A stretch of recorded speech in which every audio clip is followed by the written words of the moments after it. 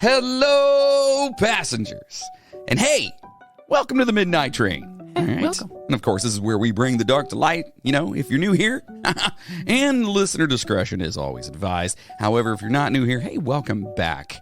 Yeah. Really glad to have you here. See that we were able to hook, line, and sinker to draw you in.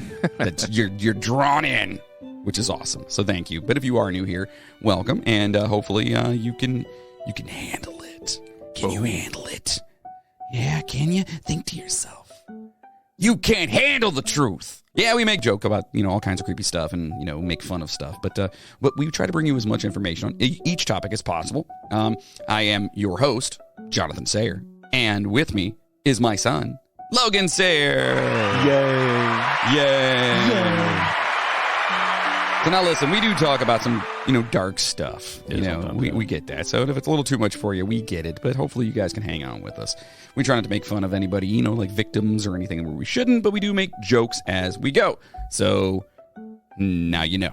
The more you know. And the more you know. Stars come up. So listen, our Patreon bonus for this past week was, that was fun. The horrible 911 dispatchers. Yeah. Oof. Just the footage and just listening to them. Yeah, I went home and yelled at my wife. For what? I didn't yell at her. I yelled in her general direction. I was like, fuck those shit. Oh. She's like, what? And I'm like, I listened to the fucking 911 worst calls. And she's like, oh. I'm like, yeah. Oh, I thought you meant like you went home and yelled at her. Like, is she a dispatcher? I mean, I didn't think so. She could be. Give me a reason to yell at her. So anyway, do us a favor. Get over there, sign up, get all the bonuses. All the bonuses. And a bunch of other cool stuff, you know what I mean? Because that's what we do over there, right? Yeah. So sign up for Patreon. You can do that at themidnighttrainpodcast.com. Okay. Yeah. Listen, this is going to be another, oh my God, my brain hurts episode. Is it, though? Yeah. I think it's going to bring some enlightenment. We'll find out. But as we do here, of course, we like to nerd out every now and then, or maybe a little more than now and then, maybe all the time. I like to show my genius every once in a while. Yeah. Your genius is showing. What? Where? So listen, let's save all the business stuff until the end. Let's just get into it, all right? Let's turn on the lights, adjust our seats. Okay. Grab a drink. I have a shitty one. And let's get reincarnated. Oh. But here, first for all you beautiful people, here's a toast to all you beautiful motherfuckers.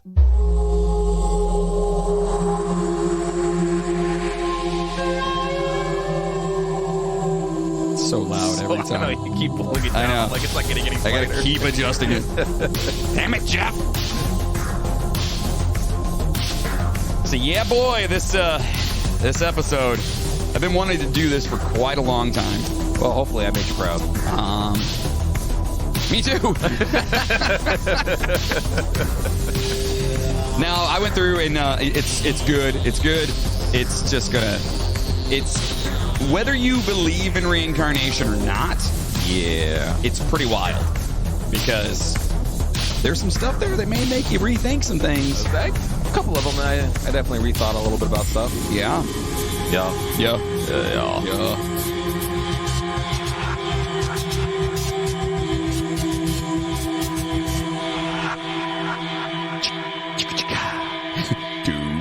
Bow. I feel like Jeff was like messing with us when he wrote that. He's like, I'm going to make this the most ear-piercing. Everyone's heads are going to just pop when they listen. Coming in loud is Code November. So, of course, that's Code November, our buddy Jeff, who you've heard on the show before. Hey, before I even get into this whole thing, do me a huge favor.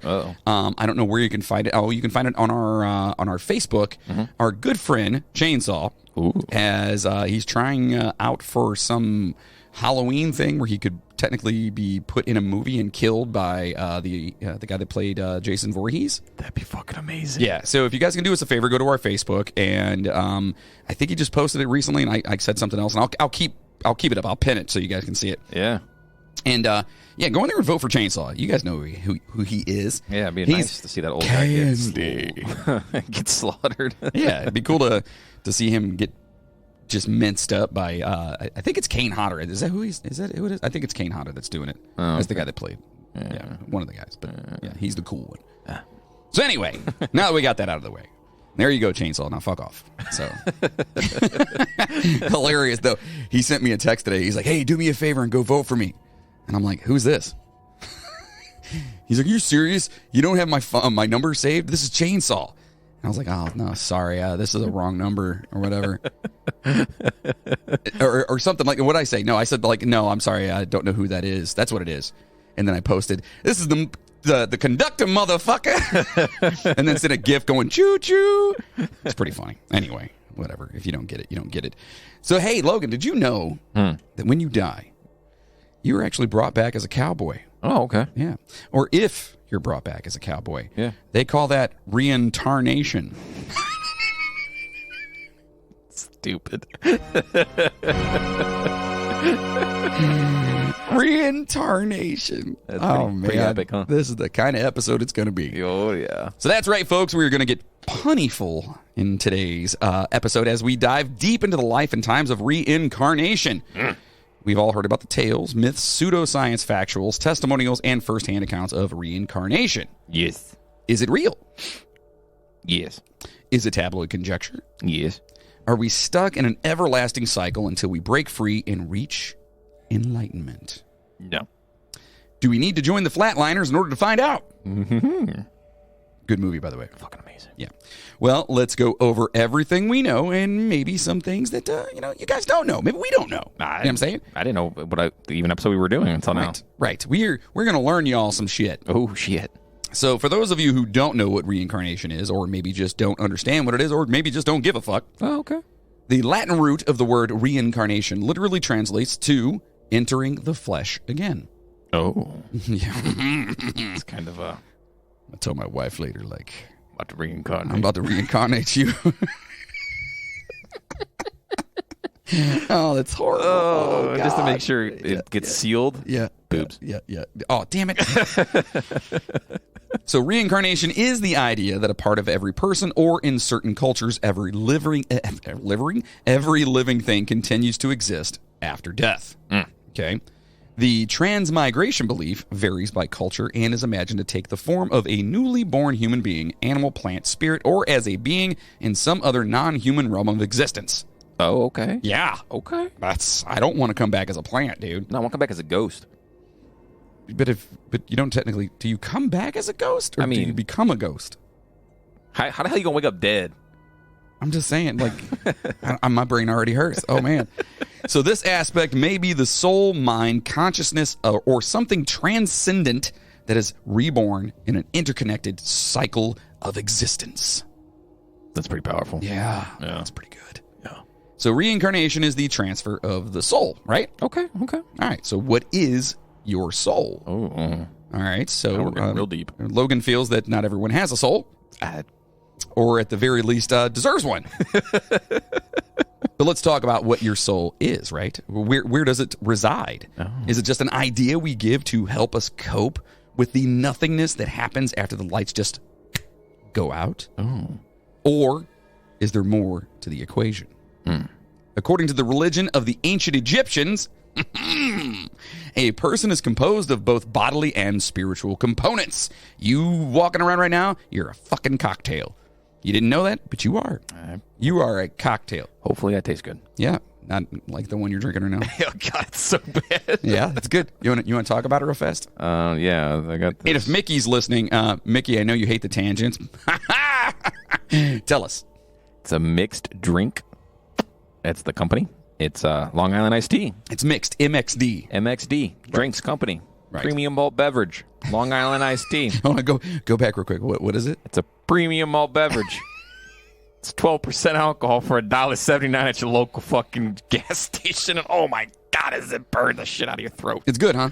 It's delicious. You like it? I'm going to get the whole case of it. Good. There you go. Probably spend a whole whopping $4. Yeah. I've never seen you take as long as you have to drink that. It's not even halfway gone. I got it at 5:30. It's 8 o'clock. It's like gasoline in a can. Oh, pretty much. Diesel right there. Yep. Anyway, so all right, back to the Egyptians here. Sorry. So ancient Assyrian and Babylonian religion both contain concepts that are similar. Okay. The Katamua stele? Steel? Yeah. Why is it spelled like that? Because it's fancy. Stele? Yeah. Stele. Steel. That is not whatever. The Katamala stele, a funeral stele for a royal official from Samal who died in the 8th century BCE. Records, so that's what that thing is, right? That's what they call it? Yeah. All right. Records, Katamoa asking his mourners to celebrate his life and his death with feasts for my spirit that is in this stele. What is that? What is a stele? It's like a fucking coffin, but it's not. It's like a really big-ass fucking... Like a sarcophagus? Yeah, kind of, but not. It's made out of steel, though, so, you know. I'm telling you, that's stele. Stele? No, that's Egyptian. It probably wouldn't be a stele. Anyway. Stel? Stel. Maybe Stel. Stel sounds better. Stel. Yeah. Stella! Anyway. So one of the oldest mentions of the soul existing independently of the body can be found right here. The basalt stele, steel, damn that word, which weighs 800 pounds, is 2 feet wide and 3 feet tall. Okay. That's heavy. Yeah. Wow, that's heavy, Doc. Drink up. Anyway, that was a horrible Marty impression. That was a horrible Marty. It wasn't that bad, was it? It was all right. I gotta go. Anyway, sorry. It was found during the third season of excavations by the Oriental Institute's, Neubauer expedition in Chicago, Illinois. It's a mouthful. Right. All right. So 800 pounds or 360 kilograms for the smart folk. Yeah. Right? Yeah. It's pretty heavy. Yeah. Right? Yeah. 2 feet by 3 feet. Okay. That's where the soul's at. All your souls go to that small little spot. Okay. So the Baha'i faith affirms that, quote, the soul is a sign of God, a heavenly gem whose reality the most learned of men have failed to grasp, and whose mystery no mind, however acute, can ever hope to unravel. Oh. All right. Baha'u'llah. Okay, stated pretty good. Right, stated that the soul not only continues to live after the physical death of the human body, but is in fact immortal. Oh, so your soul's immortal. I mean, it makes sense. Does it? I mean,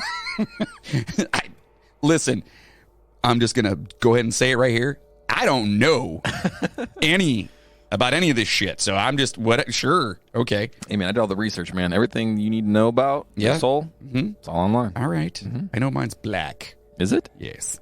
Okay. Yeah. Pretty dark. No, it just likes listening to metal a lot, so it's just, But you say my music is angry. Your music is super angry. Like yours isn't even black. Yours is like, if there's a darker shade of black, that's it. Yeah. Yours is like onyx. It's just a black hole. Like slam. No, sorry. So heaven can be seen partly as the soul's state of nearness to God, and hell as a state of remoteness from God. Each state follows as a natural consequence of individual efforts or the lack thereof to develop spirituality. Baha'u'llah, that name, taught that individuals have no existence prior to their life here on earth, and that the soul's evolution is always towards God and away from the material world. Okay. Yeah. Got that? Yeah. Okay. Yeah. There's a lot of religion in this. Yeah. But I mean, you're talking about the soul, so yeah. I mean, there's no real way to scientifically prove or disprove it. So correct. I mean, religion. And then listen, again, we've talked about it before. Listen, we don't knock on anybody's belief. Just don't hurt anybody else. That's all we ask. Yeah. Right? Yeah. That's it. So Christian, what is that word? Eschatology? Yeah. Aha! Holds that after death, God will evaluate each person's soul and determine whether they will spend eternity in heaven or hell before being raised to life, which is really kind of super fucked up. You know what I mean? Yeah. It is. You're just enjoying your life, whether you're burning or, just sipping margaritas by the poolside, and all of a sudden you're just brought back to life. No, but I'm more so talking about I've been a piece of shit my entire life, but right before I died, I asked God for forgiveness. Now I get to go to heaven? Is that how that works? I mean, but see, we don't know though. We right? don't know. Yeah, we haven't come. You know what I hope? I hope that if there is a God, and of course I don't know, so I can't say there is or is not. But if there is a God, I hope that if a pedophile goes up to those pearly gates or whatever, he just Rochambeau kicks the fuck out of him, RKO's them. Yeah, just fucking. That's it. Like fucking all the way down to hell. Just fucking diamond cutter on their ass. You know what I mean? Just and then gone. That's what I hope. I hope that happens. Fucking Anyway, so this viewpoint is shared by the majority of Protestant denominations as well as the oldest branches of Christianity, including the Catholic Church and the Eastern and Oriental Orthodox churches. Okay, so it's kind of uniformed. Yeah, pretty much. Some Protestant Christians think the soul is just, quote, life, and they think the dead don't have conscious existence until the resurrection. And that's the Christian conditionalism, I guess, is what they consider that, right? Yeah, the ongoing thing. Right. So that's when Jesus comes back. Yeah. Right? Yes. The resurrection. The resurrection. So that's when your soul comes back? If you're dead, yeah. So what happens in the meantime? You just sit there chilling. What if Jesus is just fucking with people right now? What if he's like, nah, not right now? You know what I mean? Or what if this is hell? I mean, that's true, too. Yeah, we've talked about that. So some Protestant Christians think that rather than suffering for all eternity, the sinful souls and bodies will be destroyed in hell. Mm-hmm. So, right? Yeah. So if you're bad, you go to the hot spot. Right? Yeah. Right. And your soul is just... but do they get destroyed? Or I thought you were just eternal damnation is what it was. Pretty much. I mean, but apparently, like, when you resurrect, you don't resurrect, you just disappear. You poof. You just gone poof. Poofer? I don't know. What is a poofer? So that's what happens, I guess? Apparently, yeah. All right. Well, you know, I guess. According to annihilationism, that's what it comes down to. So either in heaven or in a kingdom of God on earth, believers will receive eternal life and experience everlasting communion with God. Right? Yes. The present catechism of the Catholic Church states that the term soul, quote, refers to the innermost aspect of persons, that which is of greatest value in them, that by which they are most especially in God's image. Soul signifies the spiritual principle in humanity. Okay? That's pretty good. Right. So to me, does that mean that your soul is your morality at that point? No, it's Jiminy Cricket. That's your soul. Really? That's your soul.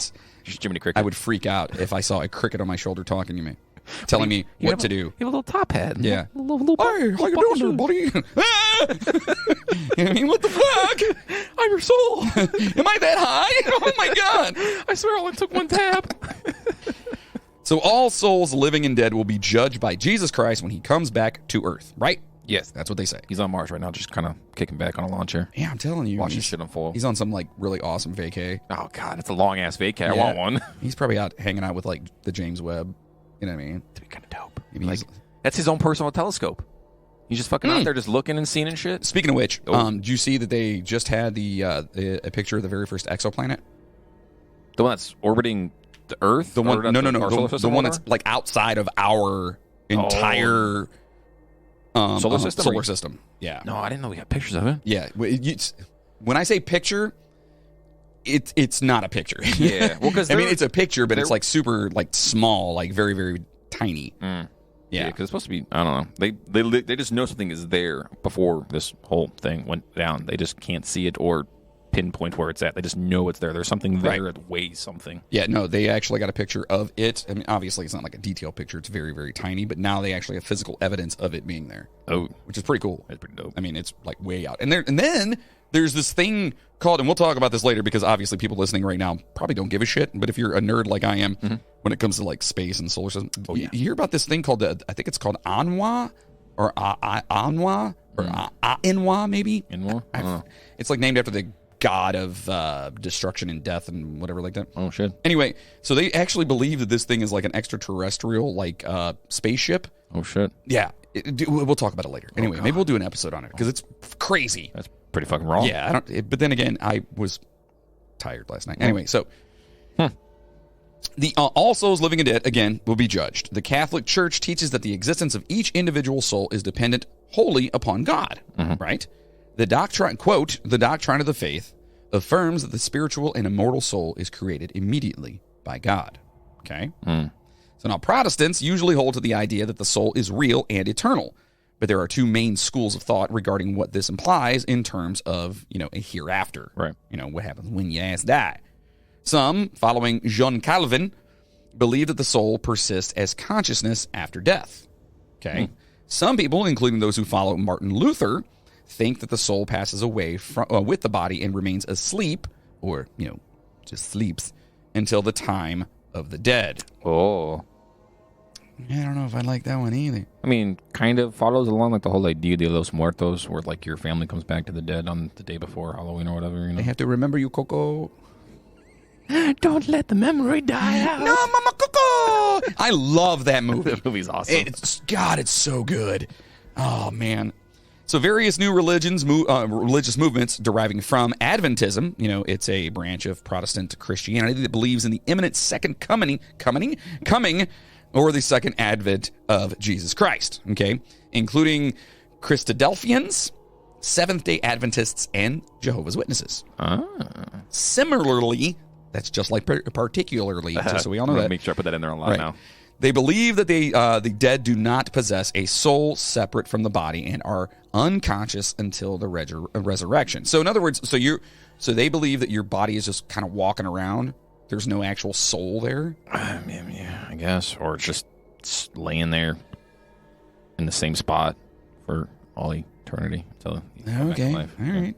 We haven't even gotten into the good stuff, folks. Nope. So the Church of Jesus Christ of Latter-day Saints teaches that the spirit and body together constitute the soul of man, or mankind. Quote, the spirit and the body are the soul of man. Well, there it is. Latter-day Saints believe that the soul is the union of a pre-existing God-made spirit and a temporal body, which is formed by physical conception on earth. Okay. Yeah. All right. Yeah. After death, the spirit continues to live and progress in the spirit world until the resurrection, when it is reunited with the body that once housed it. Oh, so you get your body back on this one. Oh, that's cool.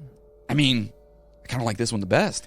I don't like my body, though. What if I get a new one? I'm kind of used to mine. I mean, yeah, but like... I know where all the tickle spots are and everything else. You know what I mean? Can I like get like a receipt, like refund or whatever, You want a new body when you come back. Like just exchange, You got to pay extra for that, homie. How much? You got to talk to Jesus Christ Latter-day Saints, I guess. I don't know. All right. You got to see if there's a loophole. I don't know. Who knows? So this reuniting of body and spirit results in a perfect soul that is immortal and eternal and capable of receiving a fullness of joy. Latter-day Saint cosmology also describes intelligences, quote, intelligences, as the essence of consciousness or agency. These are co-eternal with God and animate the spirits. So there's someone like drawing and like making them look like, The Simpsons. No? Is that not what that means? No. I was, no. Don't! Anyway. So the union of a newly created spirit body with an eternally existing intelligence constitutes a spirit birth and justifies God's title, quote, Father of our spirits. Ooh. Okay. All right. Yeah. All right. I like that you get your body back on that one. It's kind of cool. Because what if you're like some, guy or female who happen to just work out all the time and your body is like a specimen, and all of a sudden you get hit by a truck and you're gone. Oh, yeah. Wait a minute. Do you get the original body or the one that got fucked up by the truck? It's whatever you get right before the instant you die. Oh my God, wouldn't that be the worst? That'd be fucked up. Imagine your legs all cut off and shit. Yeah, but you're in like wherever you are in like limbo or whatever, waiting for the resurrection, your spirit. And the entire time you're like, no, man, come on, I don't want that body back. Shit. Look at my legs, man. Aw. My legs are in one spot and I'm in the other. Aw. So some Confucian traditions draw a distinction between a spiritual soul and a physical soul. Atman is a Sanskrit word that means inner self or soul. In Hindu, which, by the way, Sanskrit, do we all know what Sanskrit is? It's very, very hard to do anything with language. It's first of all, it's a dead language. Yeah. But that's pretty much what they initially believed, that's what the initial or the Bible was actually written in first. Right. Correct. Gotcha. Yeah. That's what I think.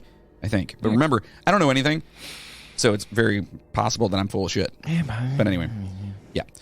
So anyway, in Hindu philosophy, especially in the Vedanta school of Hinduism, Atman is the first principle, the true self of an individual beyond identification with phenomena, the essence of an individual. Okay? Yeah. All right. Got that? Yeah, pretty cool.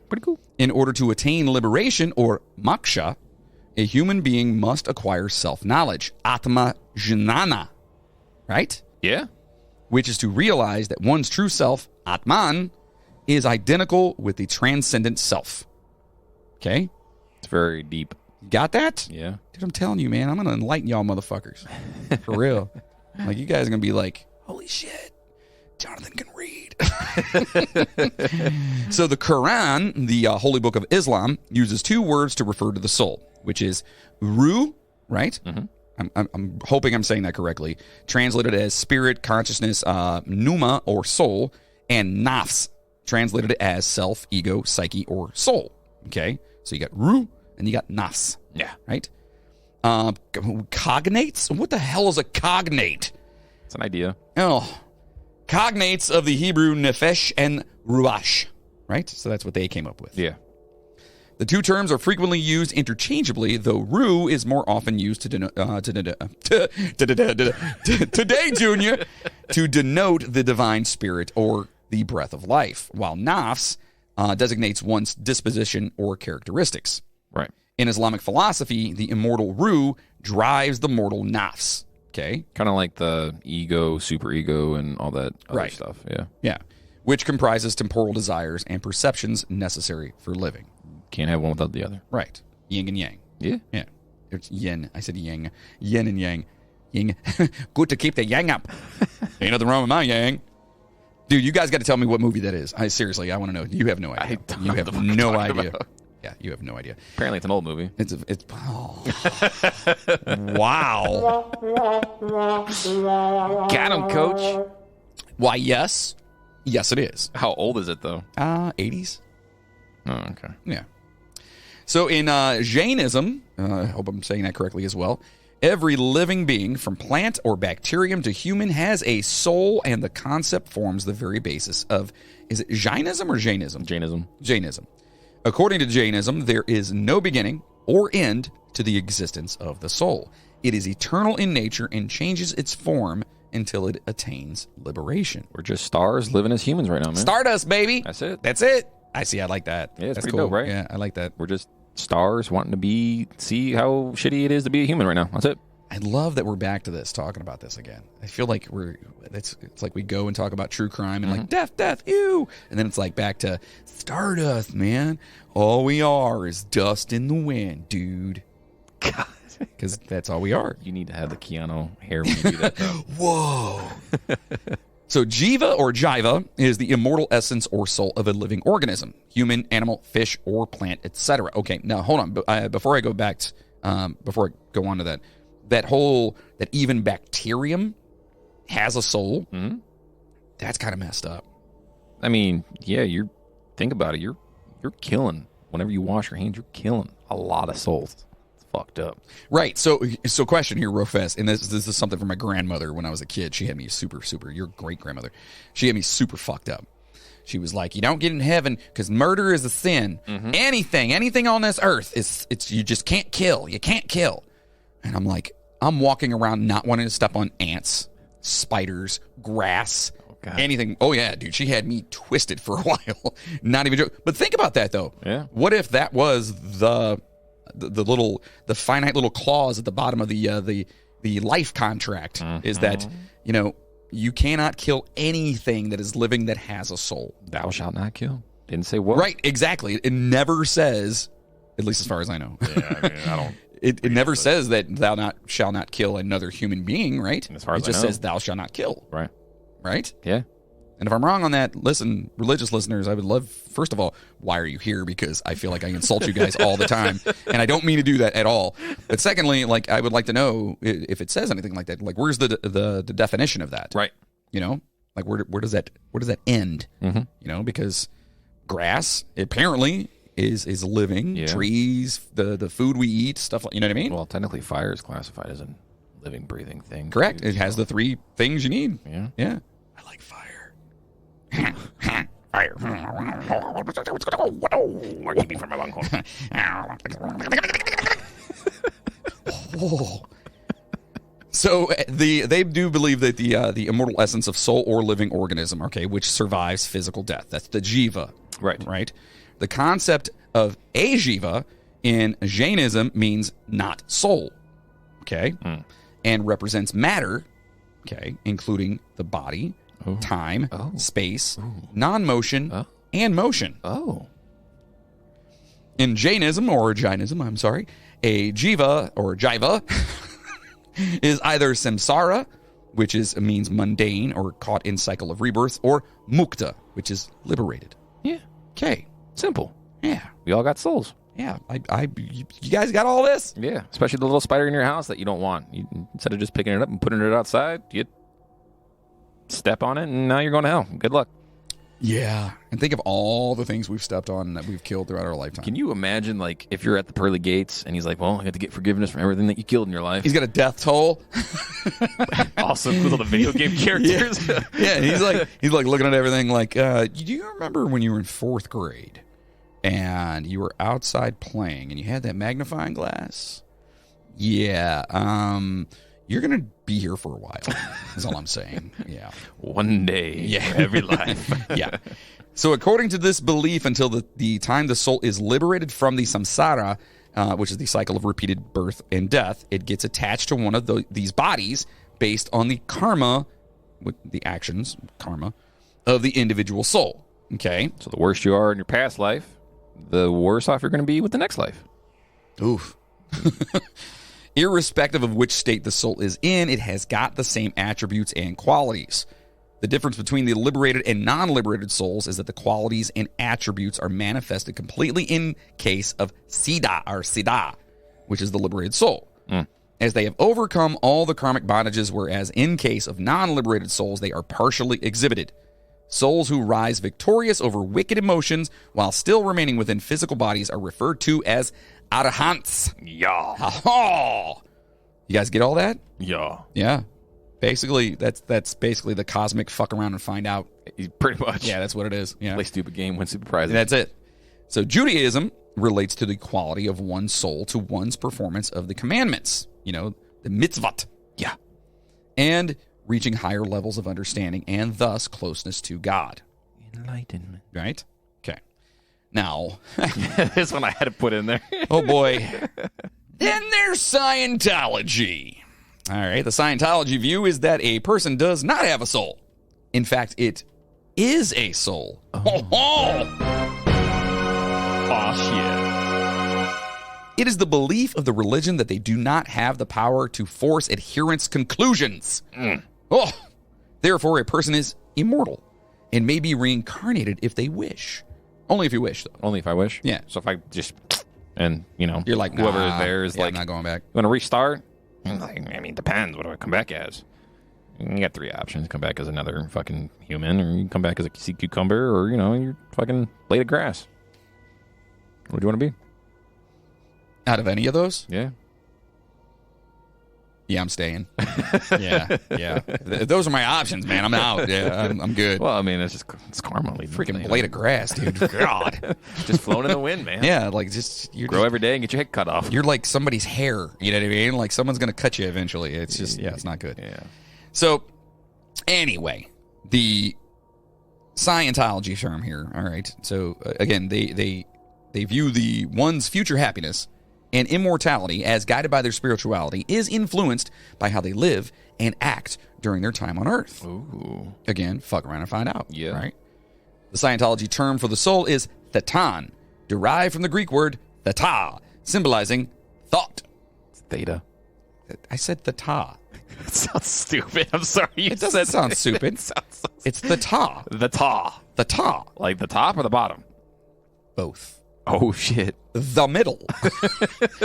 Scientology counseling, called auditing, addresses the soul to improve abilities, both worldly and spiritual.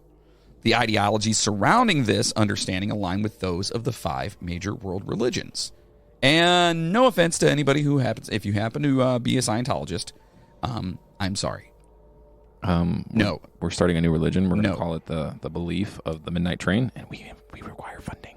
Yeah, I'm not sorry. That's how Scientology works, right? That I said Scientology or anything about it. I'm sorry that you're a Scientologist, is all I'm saying. Oh, shit. Yeah. Oh, God. Yeah. Okay. All right. Because fuck that shit. So a popular belief in shamanism is soul dualism, which is also known as many souls or dualistic pluralism, and is crucial to the fundamental and vital idea of soul flight, also called soul journey, or an out-of-body experience, ecstasy, or astral projection. Fucking crazy. Bing bong, love it. Yeah. Love this one. The idea that there are 2 or more souls in each human being is known as the dualistic theory of the free soul and the body soul. Okay? So you got the one that's inside you. Yeah. And then you got your one that goes all loosey-goosey when you get fucked up and shit. Oh, shit. Yeah. Think about it. Waiting for it to be Think released, about it. man. You know what I'm saying? That makes sense. You know what I mean? You got the one. And to put this into perspective, too, out-of-body experiences. Yeah. Where everyone's like, the soul leaves the body or whatever. What if the soul doesn't leave the body? It's just the other one goes away from the one that's already there. I mean, that would make sense why I don't feel good whenever I do stuff like that. You know what I mean? Man, I always get sick because the one's fighting the other, and the other one just wants to break free, man. Right. Your free soul, like, is a partier, and your body soul is like a 90-year-old man. Just saying. So while awake, the former is connected to the to physiological processes and awareness, but the latter, okay, is free to roam when asleep or in trance states. All right, this is fucked up because if this is actually true, my fucking dream last night was fucking weird. Okay. We got bombed by fucking Russia, and there was bombs dropping everywhere, and there's body parts flying, and I'm running around screaming like a fucking little girl in fucking grade school. It's fucking crazy. You got the new Call of Duty, didn't you? No, not yet. But that's what it felt like. I was literally running with bombs just blowing up everywhere. Yeah. Like the air raid. Dude, I fucking yelled so loud this morning when Sid's alarm went off. I literally jumped and was like, ah! Because her alarm sounded like an air raid siren. And that was what the sound was in my dream. And it was so vivid. It fucking PTSD'd me for a little bit there, man. Woke up fucking... Maybe put the games down for a little bit. I didn't play any games, Maybe just put them down. I just drank a lot, that's all. Oh, well, that'll do it too.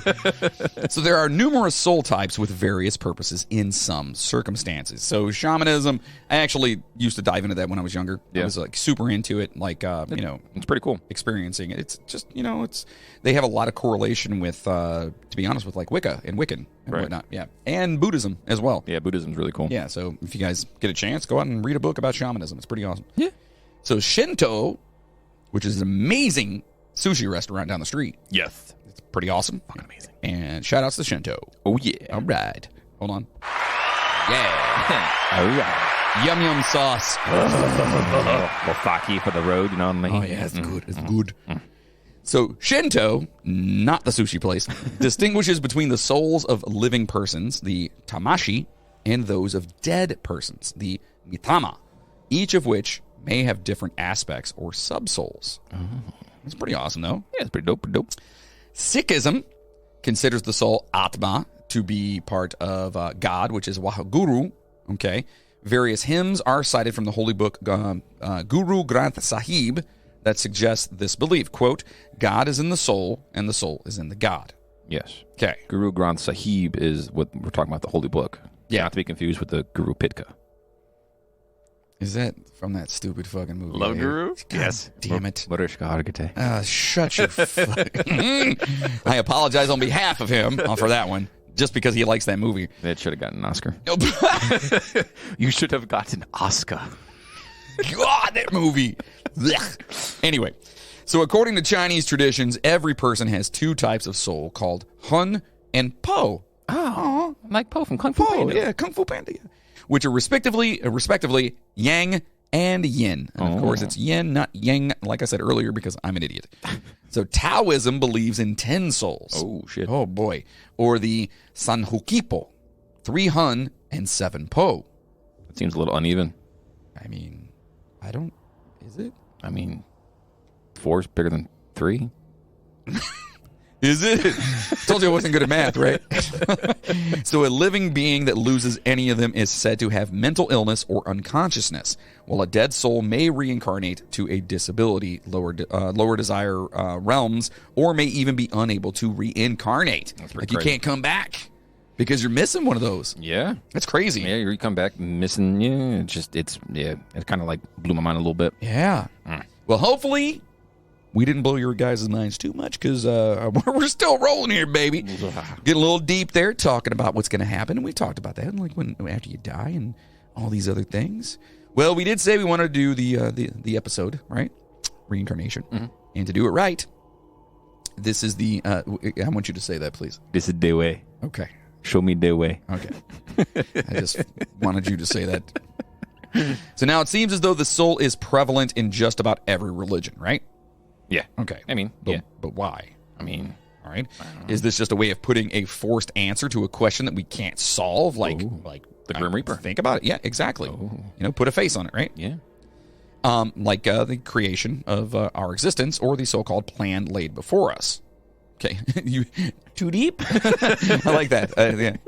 Anyways, in everything we hear, there is usually some truth to what is said. The real strategy is finding out what is true and what's not, right? Yeah. But, and again, I guess when it comes to this type of thing, truth is kind of in the eye of the beholder. Yeah. It's what you believe. I agree. You know what I mean? So just take everything we're talking about here with kind of a grain of salt here, folks. You know what I mean? Like, go with the flow.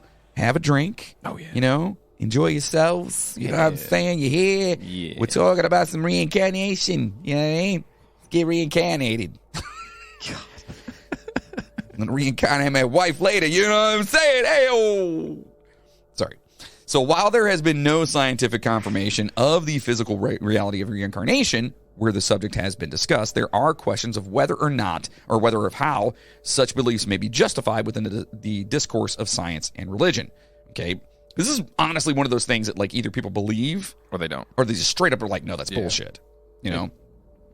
Some champions of academic parapsychology, I'm a champion, damn it, have argued that they have scientific evidence, even while their detractors have accused them of practicing a form of pseudo-science. And what is pseudo-science? Fake shit. Bullshit. That's what pseudo-science is. Whenever anyone's like, oh, yeah, I practice pseudo-science. Oh, you're full of shit. Yeah. Is what you are. I'm a pseudo-scientific doctor. Yes. Do you have a pseudo-PhD? I do. Yeah. Yeah. You should pseudo-throw yourself in front of a fucking truck. How's that? A pseudo truck? Yeah, a real one. A real truck. Yeah. So, skeptic Carl Sagan asked the Dalai Lama what he would do if a fundamental tenet of his religion, you know, which is the reincarnation thing, were definitively disproved by science. Okay? So, Carl Sagan was also the dude that, like, he was like a, basically, back in the day, he ruined a lot of shit. Yeah. Like, he would, like, go and, like, say this like, he was the damn it. I'm trying to think of the right way to put it. The critic, the Yelp reviewer. No. What kind of? Yeah. Carl. Yeah, kind of. No, but he was the Carl Sagan guy was he did a lot with the like the planets and stuff like that too as well. Like, yeah. Really? Yeah. Huh. I just knew he was just a really upset putz. That's all. Yeah. No, I'm fucking with you. He had nothing to do with it. Oh, okay. I was about to say, like, okay. See, you are full of shit. Yeah, I told you. But sometimes I know it.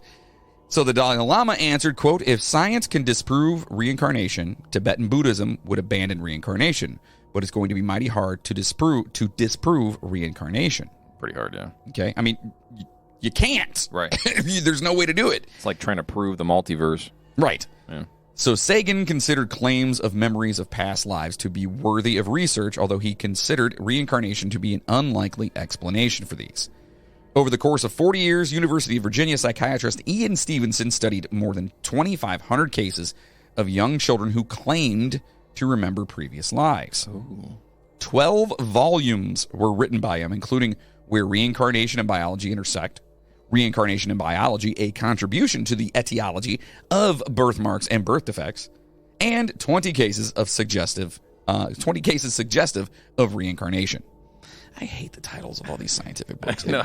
Seriously, like, come on. Can we just says the whole fucking thing you're talking about. Yeah, like, can't you just say something, like, I don't know, just some people like us have to read that. You know what I mean? Like, so he documented the child's statements and the evidence of family members and other witnesses in his instances, frequently coupled with what he thought to be connections to a deceased person who in some ways seemed to match the child's memories. Okay. Stevenson also looked at instances in which he believed that birthmarks and birth abnormalities match the wounds and scars on the deceased. It's kind of cool. It is kind of cool. I have one right, like, on my stomach. Looks like I almost got stabbed. Probably how I died. From the Russians bombing you? The Russians are coming. At least it's not the Germans.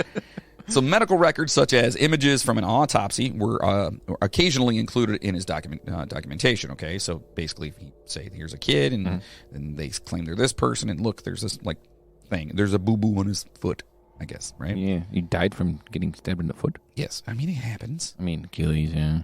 Or gangrene. Yeah, Yeah. Stevenson anticipated criticism and mistrust of his beliefs since claims of former life memories are always open to accusations of fraudulent recollections and the simplicity with which such claims can be faked, right? I mean, because you can literally pretty much fake any of that. As long as you have some knowledge of it. Yeah, true. You know. He did look for contradictory information and other reasons for the claims, but as the Washington Post wrote, he frequently came to the conclusion that no regular explanation was enough. Oh. Yeah. Sorry, bitch. So Jim B. Tucker. Oh, boy. There's Jim B. Tucker. Antonia Mills. Oh, boy. Pasrica? Pasrica? Yeah. Godwin Samarara. Oh, my God. Why do you have so many? Why does it say it like that? Godwin Samarara. No, that's Samarararatane. Yeah, so I said. Samarararatane. All right. Sounds like your car won't start. And Erlander Haraldson are a few other academic scholars who have engaged in comparable study, although Stevenson's works continue to be the most well-known. So Carl Sagan found Stevenson's work in this area to be so impressive that he used what were apparently Stevenson's investigations as an example of meticulously gathered empirical data in his book, The Demon-Haunted World.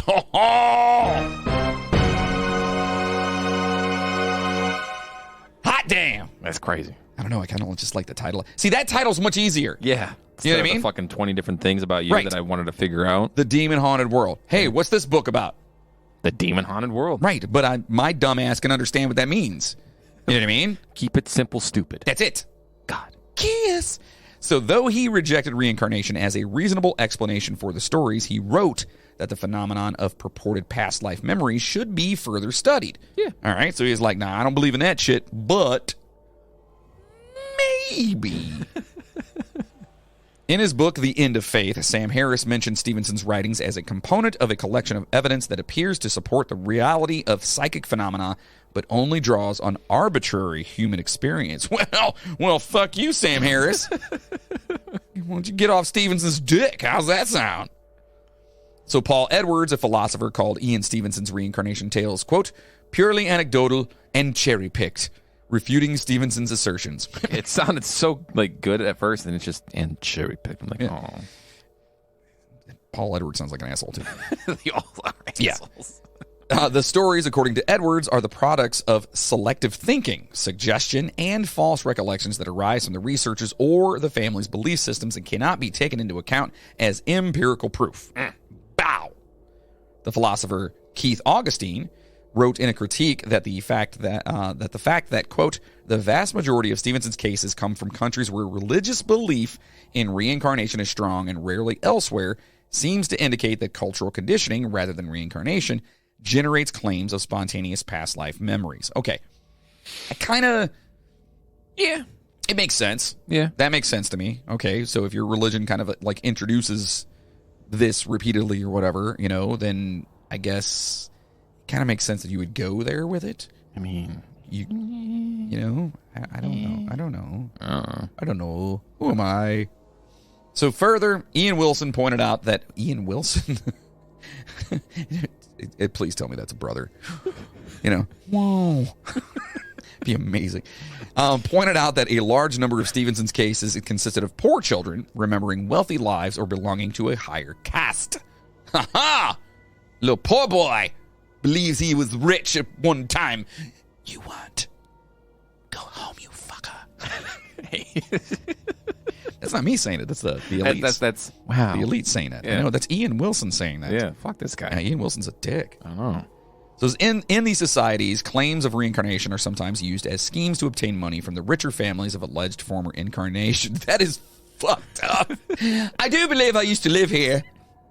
Show me some of that money that I used to have. I remember you used to have can you move for a second? A blue wall behind you. And what's the dog's name?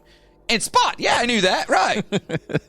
What's with the British? I don't know where the British just came out for no reason. Because it happens in Britain, I guess. I don't know. It doesn't.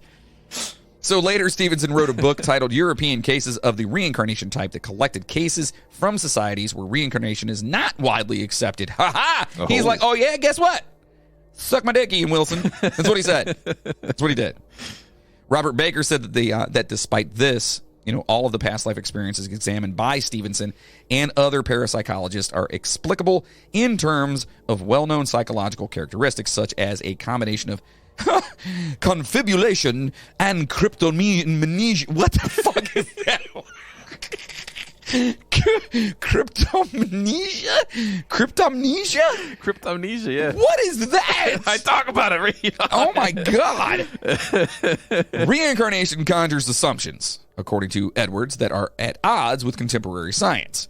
Reincarnation is subject to the rule that, quote, extraordinary claims deserve extraordinary evidence, due to the fact that the vast majority of individuals have no memory of former lifetimes and that no mechanism has been empirically proven to allow a personality to escape death and move to another body. Fuck you, right? Pretty much, yeah. That was his mic drop.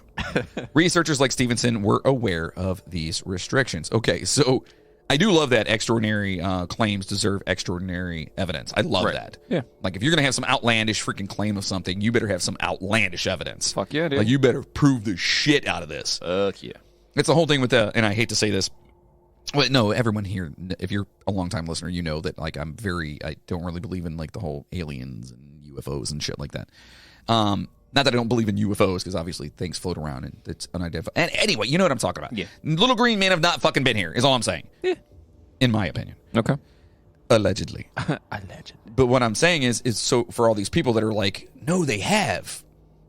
The evidence is never, like, overwhelming or baffling to me. It's always, like, circumstantial or, you know, questionable. You know what I mean? Yeah, so this is kind of along the same line. So I get where people are just like, nah, dude. Nah, that doesn't make any fucking sense. Nah, man. Aliens didn't come here. They've been here. They're fucking squid and octopi. Yeah, I don't fucking like cuttlefish. Like, what's his face? What's his face? Fucking the event of Age of Ultron. The guy with the fucking arm that gets cut off in Age of Ultron. You know what I'm talking about?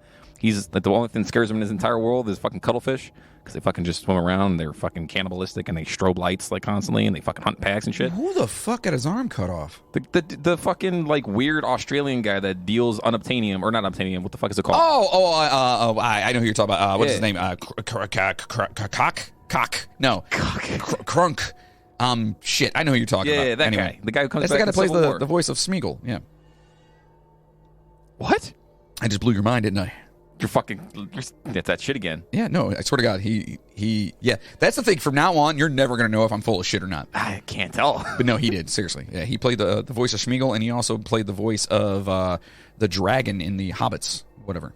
Smaug? Sure. Yeah. No, I thought that's from, no. The Hobbit. Yeah, no, I thought Smaug was from fucking Star Wars. What? Yeah, isn't that the fucking old dude that was sitting there all crotchety at the end? No, that's fucking. Oh my God, you're blowing. Anyway, oh my God, you're hurting my brain. Sorry, guys. Sorry, this is what happens. Welcome to the show, motherfucker. So anyway, yeah, that's the same guy. So now, remember that word that I was like, "What the fuck is this?" Yes. Actually, no, it's not the right word. It comes up. Oh, it does come up. So this is the word I could pronounce correctly. Yes. Confibulation is a memory error in psychology that is described as the creation of false, distorted, or misconstrued memories about oneself or the outside environment. Okay? Yes. So your brain's kind of, right? What? Your brain, it's kind of, right? Sure. Yeah, that's what that means, right? It's so. What is it? Yeah, no. It's. You got that? I couldn't do it without laughing so hard. Oh my God, you all right? I want to go to a fucking, like, one of those really big, like, doctorate committees or whatever, and just be like, yeah, so the brain is just. He can't do it. Oh man, I'm gonna have to teach you. I gotta teach you. I just can't laugh into it. Oh shit. Oh, all right. I just imagine. Oh God. Oh, woo! You're crying. Yeah. Sorry, you all right? Still going. Woo! It's that MXD you're drinking. That malt liquor got you toe up. So while you gather yourself. So it is typically linked to a particular subset of dementias or certain types of brain injury, particularly aneurysms in the anterior communicating artery. Okay? Yeah. You all right over there? No, not so much. So confibulation, you can take a second. Confibulation is a behavior that the basal forebrain is thought to be involved with while research into this topic is currently ongoing. Yeah. When someone confibulates, Their memories are distorted or confused in terms of their temporal framing, such as timing, sequence, or duration. Okay? So it's kind of along the lines of like amnesia a little bit, right? Yeah, kind of like that, yeah. And these distortions can range from small mistakes to outright fabrications. All right? So you fucking straight up lies. Yeah, maybe. But it's not a lie if they believe it, though. You know? Is that how that works? Yeah. Oh, okay. Yeah, if you believe it, it's not a fucking lie. It may be a lie to me, but it's not a lie to you. Oh. Because you believe it. Okay. Right? I mean, all right. Right? Yeah, I don't know. They generally have a high degree of confidence in their memories, even when they are contradicted by other pieces of information. Okay, so this could be a mental disorder, is what they're saying, where their time kind of reality is all skewed. Right. Okay. When a forgotten memory resurfaces but is not recognized by the person as such, they think it is to be something brand new and unique. Right. Okay. So this is a memory that's all of a sudden new. Right. But it's not new. Yeah. This condition is known as cryptomnesia. I fucking said it right that time. A person could mistakenly believe they came up with a joke, a music, a name, a thought when they didn't mean to copy anything. Oh. Instead, they were simply experiencing a memory as if it were a fresh source of inspiration. And this is a memory bias, I guess is what they call that. Right. So, okay, so that's kind of... Does that just mean that you just don't have... Like, you get a badass memory? Yeah, you just got a really bad memory, and you think of something, and you're like, oh my God, I don't know why I didn't think of this before. But in reality, you did think of it before because you heard it somewhere else. That's fucked up. Yeah. Yeah. Yeah. So Stevenson also asserted that there were a few instances that might have provided proof of... What is that? Xenoglossy? Xenoglossy, yeah. Including 2 in which a subject was said to have engaged in a conversation with speakers of the other language rather than just memorizing its terms. Re-examining these cases, University of Michigan linguist and skeptic Sarah Thomason came to the conclusion that, quote, the linguistic evidence is too poor to provide support for the assertions of xenoglossy. Yo. The shit is that? It's a phenomenon. Something like a phenomena. Maybe you just got to read ahead. The paranormal phenomena of a person being able to speak, write, or understand a foreign language that they could not have learned naturally is called xenoglossy. Right, like all the fucking, what do they call that? The exorcisms, when all of a sudden they're talking Latin and Russian and Chinese and shit when they only know English. Yeah, it's crazy. Yeah, isn't that fucking weird? Also known as xenolalia? Xenolalia, yeah. He may be some French, I don't know. Oh, it's Yo, French. yeah. Oh, I see what you did there. All right. French parapsychologist Charles Richet. It does not Richet, okay? Don't get it started.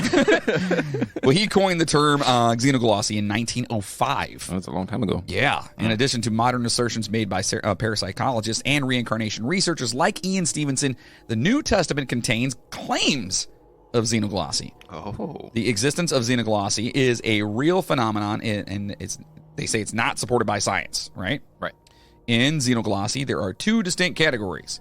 Incomprehensible use of an unlearned language is known as a repetitious xenoglossy, while comprehensively using an unlearned language as if it had already been learnt is known as responsive xenoglossy. Yeah, the first one is like when you're watching Deadpool and he's like, "Donde está la biblioteca?" And it like underneath it says something completely different because he's like, and that's Spanish for "I'm about to kick your ass," but in reality, it's "Where's the library?" Are you sure that's what that is? Yeah, ¿Donde está la biblioteca? Yeah. Not that. I mean, I don't know. But yeah, I know he said something about the library. he just doesn't know what the fuck is going on, but he's saying words that just seem to make sense, but he's using them in a different way. It's incomprehensible. Okay. So some reincarnationists didn't know that's what they were called. Stevenson, notoriously not included here, so the guy that wrote the book or whatever on this, Yeah. and literally wrote like several books about this. 12 volumes. Yeah. They place great emphasis on purported past life memories that are regained while hypnotized during past life regressions. Hypnotizing. That's right. The technique, which was made popular by psychiatrist Brian Weiss, who claims to have taken patients back in time more than 4,000 times since 1980, is sometimes referred to as a form of pseudo-science. Full of shit. Really? I He just doesn't go back in. You don't go back in time all the time? You don't just take a nap and Listen, brother. dream about bombers dropping bombs? Nope. If there's not a DeLorean in my driveway, I ain't going back in time. But what if there's a DeLorean in your dream? Oh, shit. Okay. Okay. Now what? Now you're going back in time. Oh. And then you're going back to the future. Oh. I thought we were at like some sort of a standstill, but I guess not. I don't know what's going on. Back in time. So these so-called memories have been shown to include historical mistakes derived from historical text, popular historical myths, or contemporary pop culture. Oh. Studies on people who had past life regressions found that the two most significant influences on the reported details of recollections were the individual's reincarnation beliefs and the hypnotist's suggestions. So you do think that you were at this particular time. Yeah. It's like when you see these interrogations or whatever, and they're just leading questions the whole time. Yes. It's exactly all it is. It's just leading questions. And you were drinking what kind of coffee in the day of the 4th at Starbucks? So, you didn't do this? No, you did do this, right? So, no, you could tell me if you did. And it was, what color car was it? It was a red car, wasn't it? It was. That's how that works, right there. More of a Merlot, but yeah. Merlot. All right, so now, of course, I'm sorry, but I believe hypnotism is full of shit as well, too. But that's just my opinion. And if you guys ever had been hypnotized, I'd love to hear your stories. I'm not going to lie. Yeah. I'd like to hear it, so then I can tell you you're full of shit. No, I'm just kidding. Just kidding. So the use of hypnosis and provocative inquiries may make a subject more prone to have a false or distorted recollections, right? Provocative. Right. The source of the recollections is most likely cryptomnesia. We talked about that.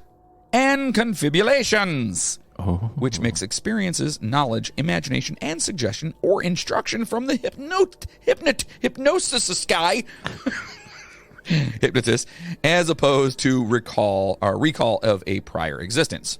Once they are formed, the memories become identical to memories based on actual life occurrences for the person. Oh, total recall. That makes sense. Have you seen that one? Actually, I have, yeah. Okay. Cool. Arnold. Nah! That's what he did when he was on Mars. Nah!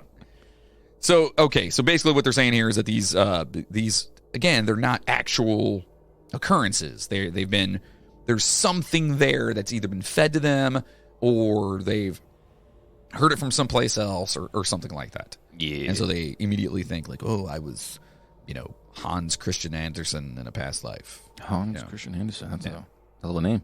Yeah. And, he actually wrote the story that... Never mind.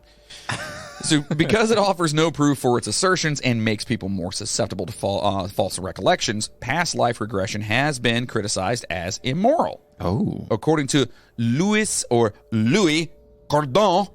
I'm going to say it's Louis Cordon. Oh, okay. This could be harmful because it breeds delusions while passing itself off as therapy. Because it's fucking pseudo-science. You are going to go to the grassy knoll. You are going to go to the grassy knoll. I am going to the grassy knoll. Due to the fact that the memories are perceived as being equally vivid and impossible to distinguish from authentic recollections of actual occurrences, any damage may be challenging to repair. Remember, it's really fucking hard to prove or disprove any of this shit. Right. The use of past life regressions as a treatment technique has been contested by APA-recognized groups as unethical. Furthermore, the hypnotic technique used to support past life regression has come under fire for leaving the subject open to implantation of false memories. Aww. Gabriel Andrade, I'm going to say that's right. Yeah. Sounds good, right? Sounds good to me. Contends that past life regression violates the Hippocratic Oath's first do not harm, non-maleficence tenet, since the implantation of false memories may be damaging. Yeah. Yeah. So fucking quit it. Yeah, you're being a hypocrite. Don't be a hypocrite. Right. It's a Hippocratic Oath, not the hypocritical oath, motherfucker. Right? Now that we have a phenomenal understanding of reincarnation and the simplified version of the soul, we would like to share some examples of first-hand accounts where reincarnation kind of rears its head. Yeah. You got one for us? Yeah, I got a few. Oh, okay. Yeah. I thought you... Oh, me personally? Yeah. I've talked about what I think with certain stuff. Yeah. You were a Roman? No. No? No. Were you known as Achilles' cousin? No. Bophides? No. Bophides' nut? Hey, wait, Logan. Hold on. Damn it. There it is.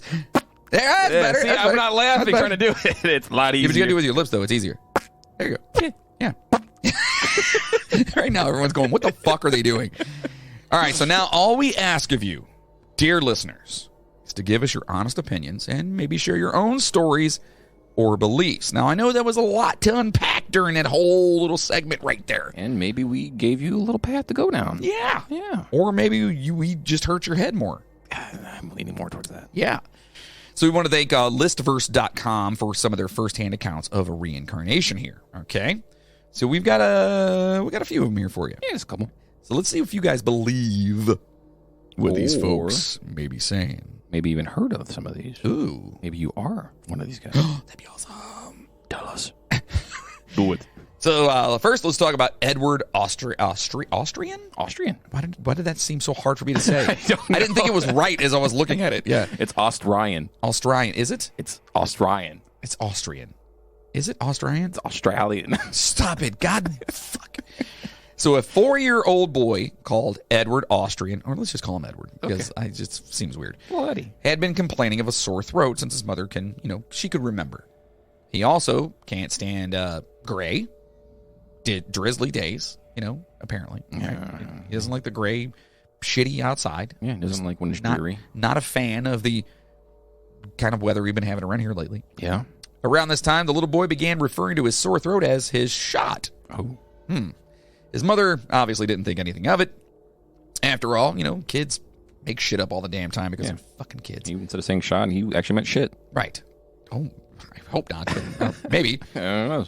Doctor after doctor led to an unnecessary tonsil removal, which then led to an unexplained cyst developing on Edward's throat. His parents were understandably, worried about him. But then something strange happened. Edward started telling his mum, I love that, mum, detailed stories from World War II. Things a 4-year-old wouldn't be able to absorb and remember from a TV show or a movie. And I feel like that could be, maybe they could. I mean, it just depends if they're like, I don't know. Maybe heard Grandpa talking about some stories. And, of course, you're infatuated with Grandpa, whatever. So anyway, he spoke of life on the trenches and the day-to-day goings-on of the war. And then, one day, he told his mother, or mum, a graphic story of being shot in the throat and killed. Quote, "My name was James. I was 18 years old in France," he told his parents. Quote, "We were walking along through the mud. It was damp. It was cold. My rifle is heavy. I remember looking out and seeing trees, and then there was desolation. I heard a shot come from behind. It went through someone else, hit me square in the back of the neck, and I felt my throat fill with blood." So, he's 4 years old. Yeah. And he said the word desolation. What? I mean, oh boy. Me and Charlie were down in the banks back in Nam. Charlie lost his fucking jaw. All I did was smoke a cigarette. And then this one guy got shot in the ass and kept looking for Bubba. It was weird. Something bit me. It's fucked up. So Bruce Whittier is our next one here. I want to know what you guys think about that. Like 4 years old, and yeah, you're not only talking about what happened, but like, I heard a shot come from behind. It went through someone else, hit me square in the back of the neck, and I felt my throat fill with blood. Why would a 4-year-old know anything about that? I don't know. Wiggles are fucking distraughting. The Wiggles? The Wiggles. Yeah. Oh, boy. So number 9 here, this 9 on the list here, but I have an extra one for you guys. A bonus, if you will. Oh. Bruce Whittier had recurring dreams of being a Jewish man while hiding in a house with his family. Ha! Don't like the way that starts. His name had been Stefan Horowitz, a Dutch Jew who was discovered in his hiding place along with his family and taken to Auschwitz, where he died. During and after the dreams, he felt panicked and restless. He began to record his dreams, and one night he dreamed about a clock, which he was able to draw in great detail upon waking, when he woke up. Whittier dreamed about the location of the clock in an antique shop, and he went to go look for it. The clock was visible in the shop window and looked exactly like the one in his dreams. Whittier asked the dealer where it had come from, and it transpired, I love that word, that the dealer had bought the clock, why did I say it like that? Clock from among the property of a retired German major in the Netherlands.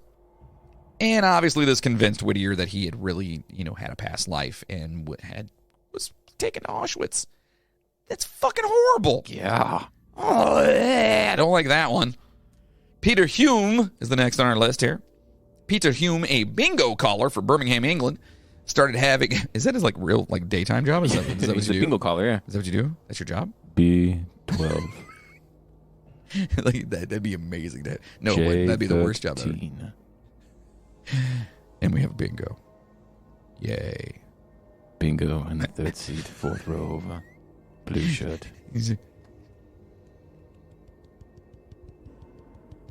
That's a golf clap. We're going to hear it or not. I don't know if you guys get to hear that or not. You like bingo there, bud. You know, everyone, it's bingo. I don't know. They might get crazy over in England. They probably do get like, crazy. B19, mother. You know what I mean? Who knows? I'm taking this back to the bank. Right. So anyway, he was over in. He was a bingo caller, and he started having very specific dreams about life on guard duty at the Scottish border in 1646. Which is weird that he just knows that exact date. Yeah. He was a foot soldier of Cromwell's army, and his name was Jean Raphael. When he was put under hypnosis, Hume remembered more details and locations. He started to visit places he remembered with his brother and even found small items that appeared to have come from the era in which he had lived, such as horse spurs. With the help of a village historian in Comstock, South England, he even managed to positively identify details about a church that he actually knew about. He was able to tell her that the church used to have a tower with a yew tree growing from it. This was not a published fact. All right, so this wasn't like put in any kind of records. And it startled her that Hume actually knew this. And the church tower had been taken down in 1676. Wow. In local registers here, all right, in the local papers, Jean Raphael was discovered to have been married in the church. What? Wait, what? That's the guy he thinks he was. That's crazy. And that church that's no longer there, that guy actually got married there. And, that's kind of weird. A Civil War historian, Ronald Hutton, investigated the case and asked Hume very era-specific questions while under hypnosis. Hutton was not satisfied that Hume was totally in tune with the area of his past life, as he could not answer all his questions in a satisfactory way. Because you hypnotize people, you can turn down your nose, you dick. I hate that. I'm not a fan of that. Anyway. So Gus Taylor. Gus Taylor was 18 months old when he started to say that he was his own grandfather. Look, Ma, I'm Grandpa.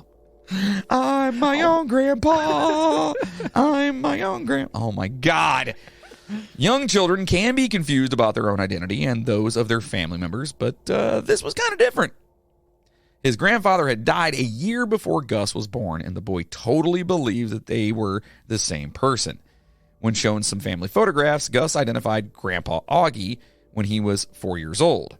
There was a family secret that nobody had ever spoken about in front of or around Gus. Augie's sister had been murdered and dumped in the San Francisco Bay. Holy shit. Yikes. Yeah. The family were kind of confused when the 4-year-old, started to talk about his dead sister. What? According to Gus, God gave him a ticket after he died. With this ticket, he was able to travel through a hole, after which he came back to life as Gus. That was a vagina. That's the hole you came through. And your daughter's. Yeah, that's even worse. Yeah, then technically it's your daughter. Oh,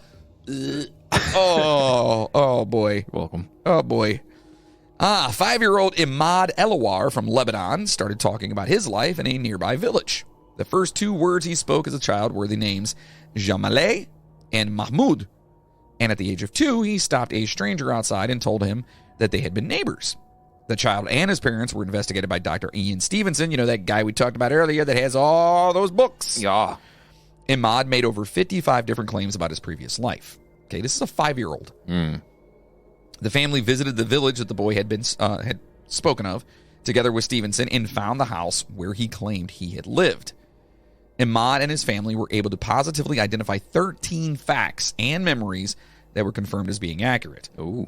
Imad recognized his previous uncle, Mahmoud, and his mistress from a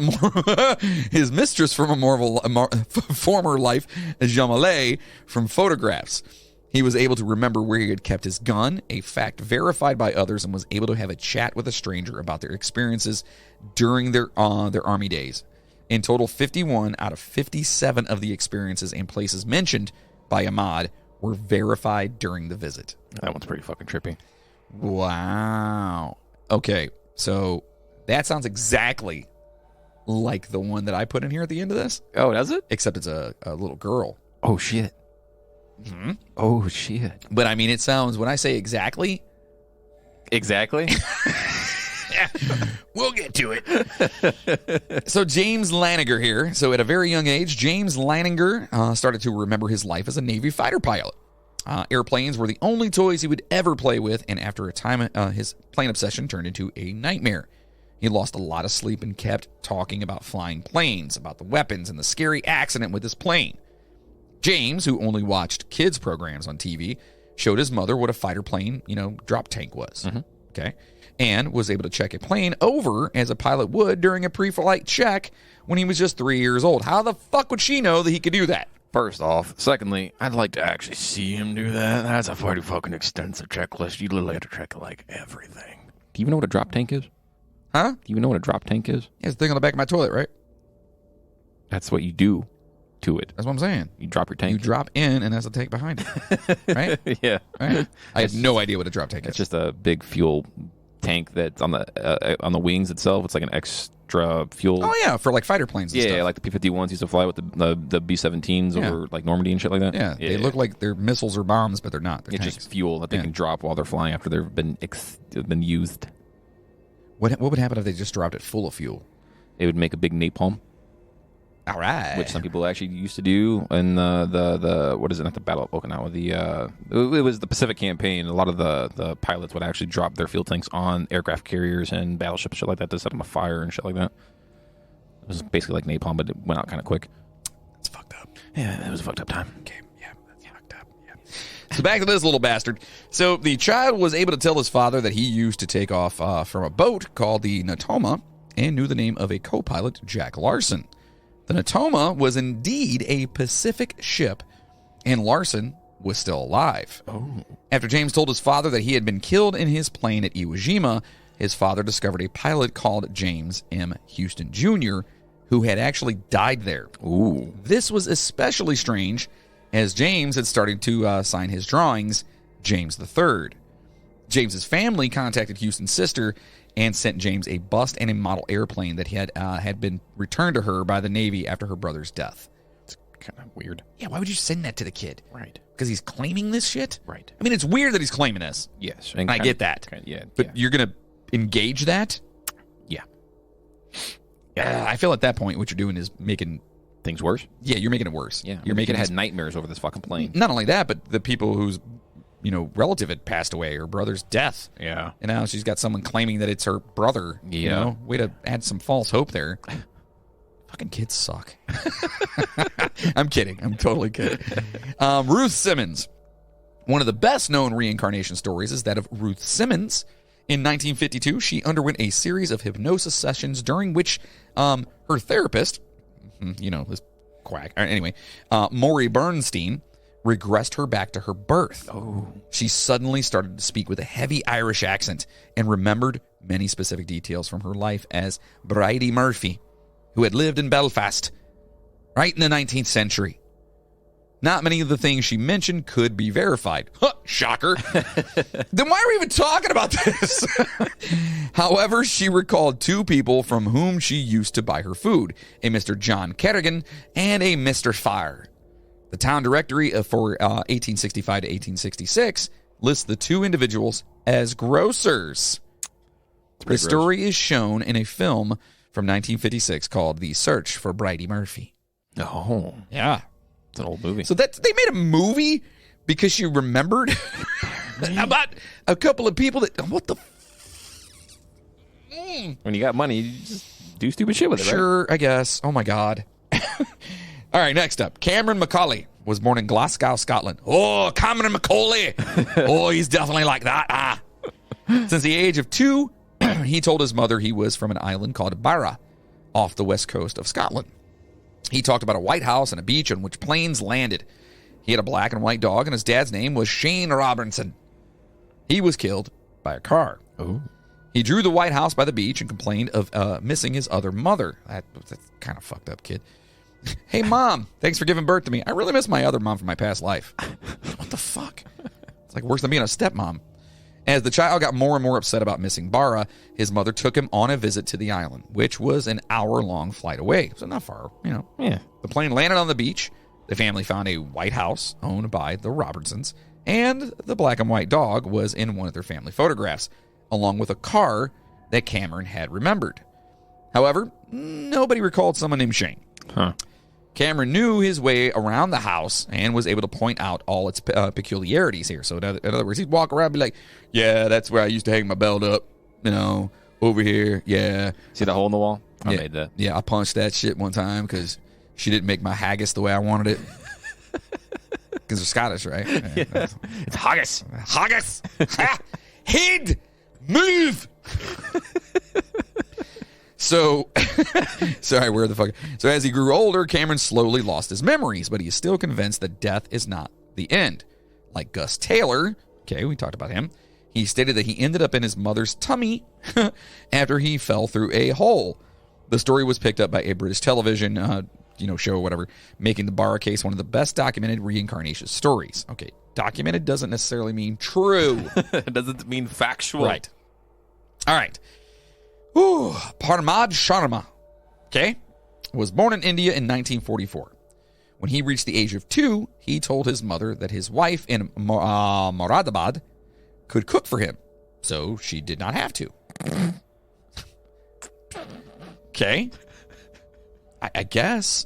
Maha, you don't have to work for me no more. I got somebody else who can do it. Yeah. Like I don't even like the way you make my French toast. Just stop. My other wife is she's so good at this, man. Like just let it go. Just fucking fly her in, please. Yeah. Just can you just call her real quick? 2 years old too. Probably not even making any sense when he talks. Yeah. Like, and in his head he's thinking, "Bitch, You fucked up my French toast." just call my wife." So Moradabad was 145 kilometers for you smart folk, or 90 miles away from his birthplace in Bisauli. Between the ages of 3 and 4, Parmad described a business venture called Mohan Brothers, where he had worked with family members selling cookies and water. So he's 4 years old, and he's just like, "Oh yeah, we got this business. Yeah, we make cookies and we sell water. Yeah, I got a business. No milk, but we sell water. Hey, Mom, I got a business venture for you. How about you give me $20 and I'll tell you what it's about?" Jesus. He built miniature shops and served his family mud cookies and water. That's a horrible business plan, kid. Yeah. Hey, can someone stop this kid from doing this? He had been a well-off tradesman and complained about the financially less rosy situation of his current family. Oh, he's looking at his nose. This is bullshit. My other family was fucking awesome. We made cookies. I had to deal with this fucking mud shit. We had water. This is fucking crick This shit. is crap. Fuck this shit. And it's still, in the same time, oh my God. He said that he'd become very ill after eating it in his old life. Oh, talking about he didn't like curd, okay, and he wouldn't touch it because he had gotten sick after eating it in his former life. Parmad hated being submerged in a bath and told his parents that he had died in a bathtub. Oh. Parmad's parents promised to take him to Moradabad once he had learned to read. It turned out that there was a family, okay, by the name of Mehra, that had run a soda and cookie shop called Mohan Brothers. Oh.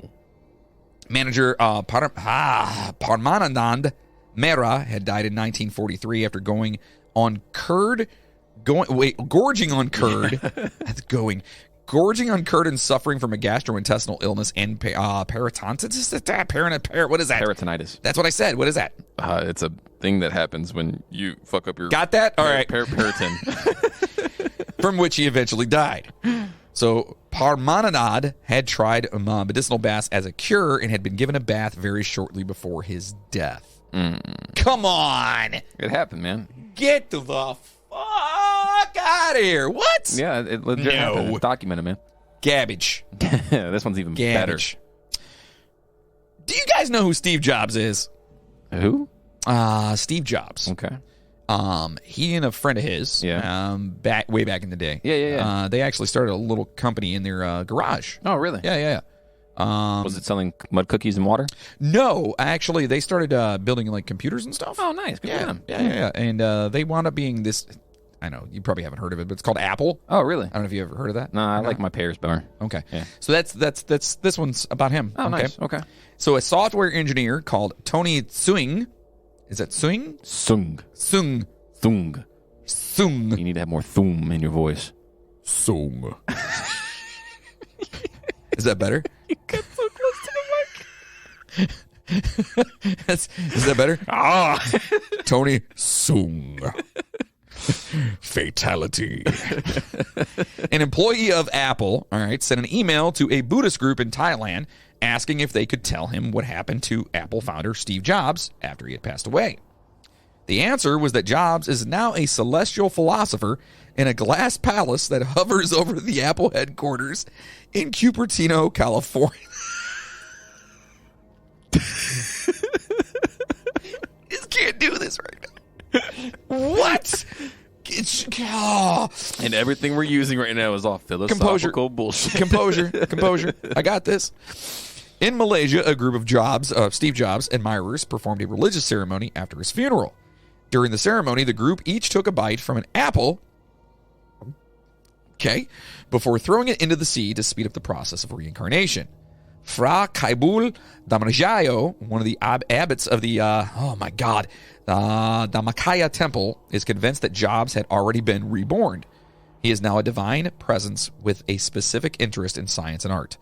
Followers have received this information through a special message that was broadcast worldwide. Apparently, more specific details will be communicated when Jobs feels the need to pass on any knowledge or messages.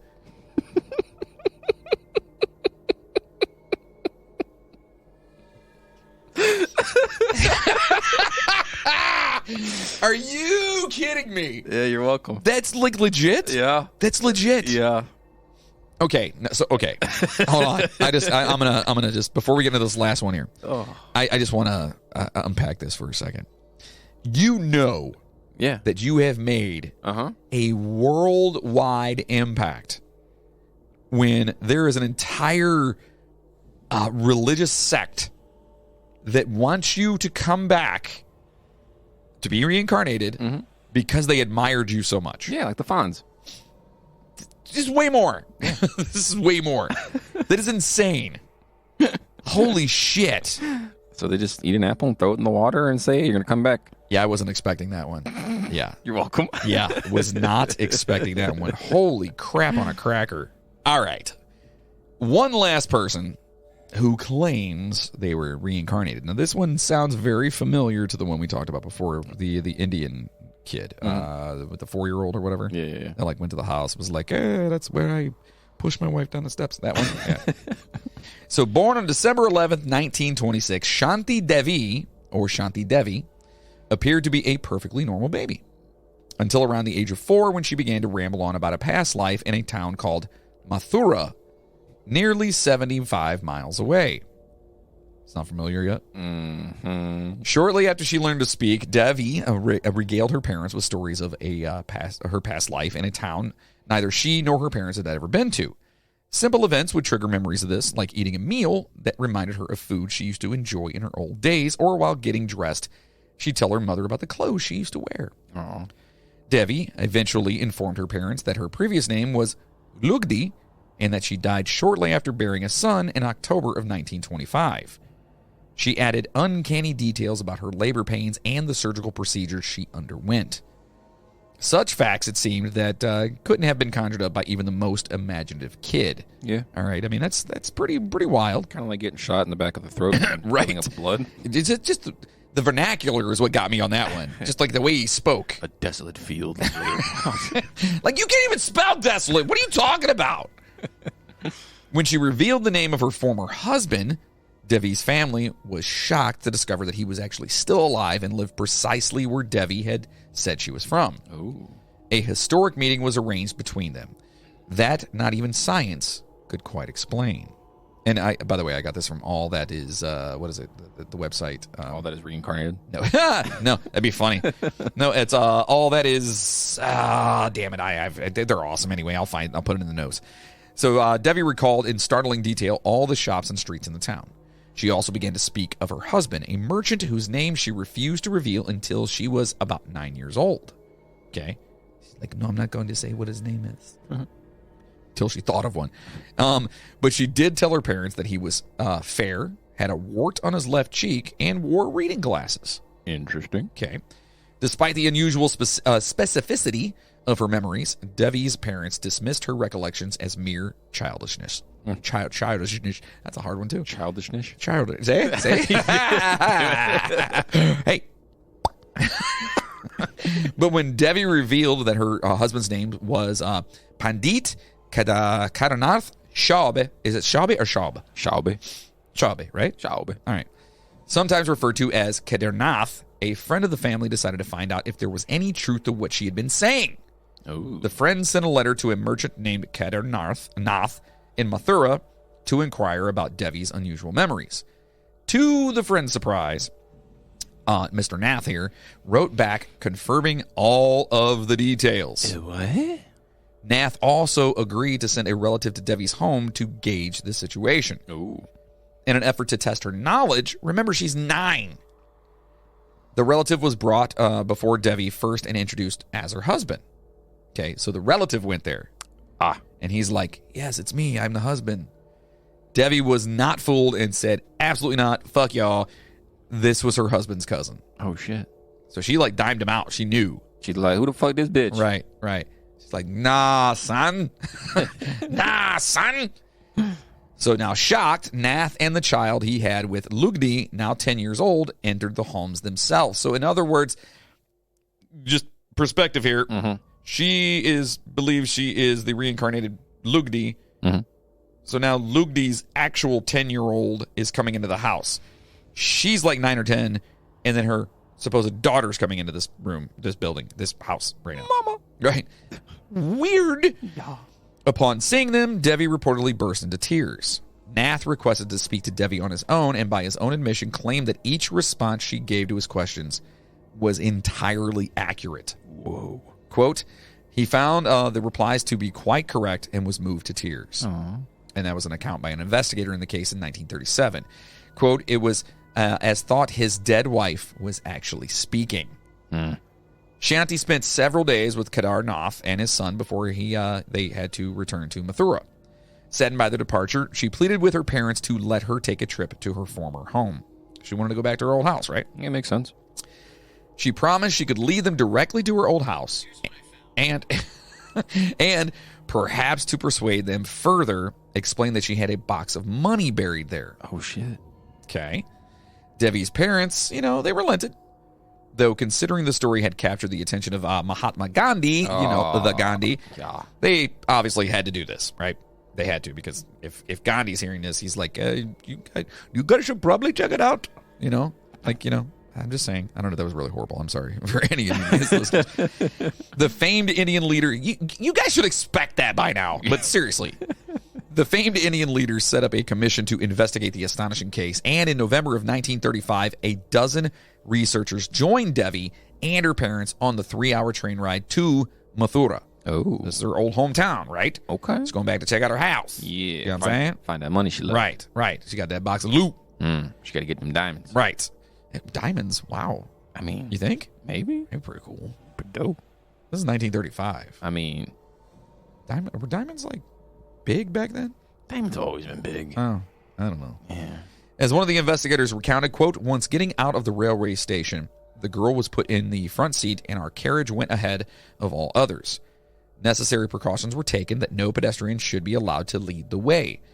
The driver was instructed to follow the route indicated only by the girl without caring as to where he went. In other words, they're like, listen, this little girl in the front seat, go where she tells you to go. But for the whole time, make sure that meter keep running. He's like, wherever you want to go, click, cling. Sure enough, Devi had no problem directing the group to what she claimed was her former home. Right away. Along the way, she noted various streets that hadn't been paved earlier and buildings that weren't there during her previous life. The driver confirmed these observations, and they were correct. Wow. While exploring the house with Kedar Nath, Mr. Nath over here, that's her former husband, a member of the commission asked about the buried treasure that she had mentioned. Yeah. Oh, so where's his money at? With a booty. Yeah, where's that? Shanti Devi promptly ran upstairs and headed straight to a corner of a room, declaring the box was hidden beneath the floorboard. Kedar Nath, the ex-husband or husband or whatever, opened up the flooring and indeed found a small coffer. But it was empty. Of course it was. Or should that mean more of a... Yeah, I kind of lean more towards that. As soon as she mentioned money hidden somewhere, he was like, that bitch definitely hid some shit from me. About to go home and find it. She dined me out. She dined me. I knew it. So now, shocked, obviously, Shanti Devi began looking inside the hole. She was sure the money was there. Now, Mr. Nath then admitted that he had actually taken the cash after his wife had passed away. After he heard her talk about it. It wasn't after she died. It was after she heard her talk about it. Be like, that bitch definitely left some money And here. you're like, oh, there's money in the house? Okay, I'm going to go. Call me later. So Devi's reunion tour of Mathura continued to her former parents' house as well. Quote, she not only recognized it, but was also able to identify her father, her old father, and mother in a crowd of more than 50 people. Wow. One of the investigators actually in this whole thing actually wrote about this. Quote, the girl embraced her parents, who wept bitterly at her sight. Aww. Though she wished to stay in Mathura longer, Devi's parents, her actual parents, the current parents, or I guess you'd say, and the investigators were soon going back to Delhi. In the report, the commission found, quote, no rational explanation for what they witnessed. Not only Devi was able to recall her life before, it seemed, obviously, to everybody, but she also had an explanation for the afterlife. In 1936 and 1939, she relayed her experience in death to skeptics and hypnotists, those bastards, alike. She claimed that at the time of her death, she felt dizzy and enveloped in a, quote, profound darkness before a flash of light revealed 4 men in yellow underwear before her. Okay. Is it like the 4 horsemen, except they just don't have any clothes on? Is that what this is? Stink mop. That's all I think about is Love Guru, and they're all playing stink mop in their yellow underwear. What is... Okay, I don't know what that even is. Quote, all the 4 seemed to be in their teens, and their appearance and dress were very bright. She once said while under hypnosis, quote, they put me in a cup and carried me. In a cup now, okay. Okay. Devi said she saw the Hindu god Krishna showing each person a record of their good and bad activities on Earth and telling them what would happen to them next. Interesting. Then, Devi said she was taken to a golden staircase from which she could see a river as, quote, clean and pure as milk. That's just white. It's a white river. That's not clean. I mean, they I don't know. Don't they like cows and shit over there? Yeah. So maybe they're just relating to the cow's milk as like a holy thing, you know? Yeah, but you ain't jumping into a white river, are you? I mean, if it's made of milk, maybe. Ooh, I'm bringing the Oreos. Exactly. Can you imagine? What if it was eggnog? I love eggnog. Jesus, I love eggnog. Same. Everyone out there right now is like, that's gross. Nope. Fuck you. She said she saw souls there, and they appeared like flames in lamps. That's kind of... Okay. It's warm milk now. Yeah. Years later, a 1958 newspaper interviewed, it followed up with her after, whatever. At the time, Shanti Devi was 32 years old and had never married. She was living a quiet, spiritual life in Delhi. She also said she planned to form an organization, quote, devoted to the idea of living our lives according to the dictates of the inner voice. Shanti Devi passed away in 1987 at the age of 61. Oh. However, her story lives on courtesy. There's a book you guys can actually check out by Sture Lonnestrand, Swedish author Sture Lonnestrand. It was in 1994. Yeah, and you can go check that book out if you want. So yes. Last one, a little fucked up. Yeah, that one was definitely a little fucked up. Yeah, a little. I still think he got dimed out about the money, that's all. Off kilter. You know what I'm saying? One recurring theme with a lot of these stories, though, is that the prior life that's experienced was cut short during a traumatic event. Yeah. Now, as we all know, most hauntings seem to be along the same lines. Oh. So are hauntings just reincarnation of the life lost with unfinished business? Oh, shit. Perhaps stuck in purgatory. Oh. Well, I guess after this long-ass episode, we still don't have any answers. Yeah. Hopefully, though, we have put you closer on the track to figuring it out for yourselves. And listen, if you guys figure something out, make sure to drop a line, right? Get a hold of us. Tell us what you're doing. Tell us that you believe or don't believe. Yeah. Tell us your experiences. I'd love to hear that. Same. After all, we can't figure, all this right now. But, maybe when I come back. Yeah, when you come back, you can just be like, hey, I was on the world's second most popular podcast, all right? That's right. That's right. Everyone's going to be like, oh, really? Joe Rogan's podcast had a second one, huh? Aw. I'm going to come back as, I don't know. Scrooge? A tree. No, sea cucumber, man. But not like a cool tree. I'm going to come back as a redwood. No. An apple tree. No. So everyone can eat the fruit of your efforts. No. What's a shitty tree? A shit tree? An ash tree? I don't know. A spruce, because no one likes all the fucking pine needles everywhere. Never mind. I'm not coming back as a tree. Trees are fucking elegant, man. Come back as bamboo. So listen, yeah. Who knows what the hell's going to happen? And maybe we do this in another life, in a future life. Maybe that's what happens. Yeah, we're going to come back and do a reincarnation episode after we're reincarnated. That's what I'm saying. Hell yeah. Yeah. On the world's third most popular podcast. God damn it, it's second. And now, boys and girls, it's your favorite part of the show, the movie review. Which top 10 movies will make the cut today? So we're talking about the best movies about ping pong, right? No, it's Pong Ping. Pong. Oh, my bad. Pong Ping. Pong ping. Pong Ping. Yin yang. Yin and Yang. Reincarnation. Reintarnation. Tarnation. We're talking about reincarnation. That's right. So we're talking about the 10 best movies about reincarnation. And guess what? It's off of Ranker. Woo! Which we love Ranker because they give us all the other lists and stuff like that. Let's see here. At number 10 on our list. Never heard of this. Really? You have. Shut the fuck up. I know you haven't. This is Fluke from 1995. Yeah. With Matthew Modine, Nancy Travis, and Eric Stoltz. What? Don't know any of those guys. Nancy Travis was in So I Married an Axe Murderer. Oh, with Mike Myers. Yes, Nice. that was the chick that he thought was the murderer. It's on Hulu now. Yeah. Eric Stoltz was the guy that played The Mask, who was initially supposed to be Marty McFly in Back to the Future. Oh, that's right. Yeah. Yeah. And Matthew Modine, I know a bunch of his movies, but I can't think of them right now. Anyway, never heard of this one. So, yeah, moving on. No, it says workaholic Matthew Modine, Thomas P. Johnson, whatever, has achieved professional success at the expense of his family life, having neglected his wife, Carol, and son. Let me guess. He dies and comes back as a dog. After Johnson wrecks his car in a dangerous street race with a co-worker, Eric Stoltz, he finds himself watching his own funeral, returning to Earth as a dog.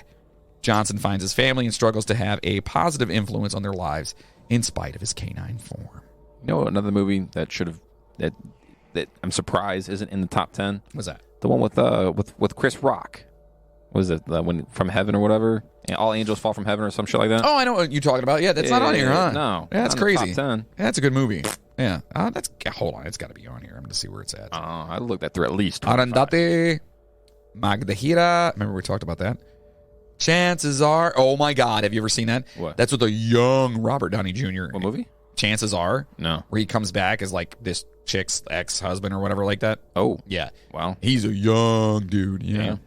Somewhere in time. Hold on. Golden Child. Oh, that's where my comment came from. Good to keep the yang up. That's nothing wrong with my yang. That's where that came from. Eddie Murphy. Amazing movie. Okay, Amazing. okay. That's number 19? Yeah, that's what I'm saying, man. This List can sucks. S my D. Anyway, moving on.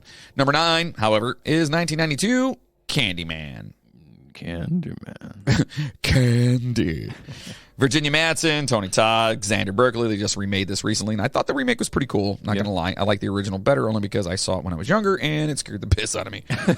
So skeptical. You guys know what Candyman is, right? Yeah. You guys have seen that one. You know, she says Candyman, Candyman, Candyman. I just said that 3 times, bitch. Oh snap! We're gonna get a candy can underneath your bed now. Well, that's sweet. Okay. Anyway, you say that, the guy comes back and he freaking yucks you up because he was, brutally murdered in a past life. So now he's gonna brutally murder you for no reason. Right. Number 8, Defending Your Life from 1991 with Albert Brooks. I honestly can't stand Albert Brooks as an actor. Really? Never could. What other movies are you in? It doesn't matter. So moving on. It did have Meryl Streep in it, though. Nice. And it says, Albert Brooks isn't having a good week. For starters, he died after he got hit by a bus. Then he discovers that in the afterlife, he must defend his actions on Earth in order to ascend to a higher plane of existence. Kind of sounds like the movie Soul. It's like every movie ever. Yeah. Anyway, he's so like... number 7, Audrey Rose. Marsha Mason, Anthony Hopkins, and John Beck. Husband and wife, let's see, and Bill Templeton lead a pleasant life residing in New York and sending their daughter, Ivy, to a good school. Things change, though, when the odd Elliot Hoover arrives and tells the couple that after having spent time in India, he believes Ivy is the reincarnated spirit of his daughter who died years earlier. The Templetons scoff. Is that a scoff? Or is it...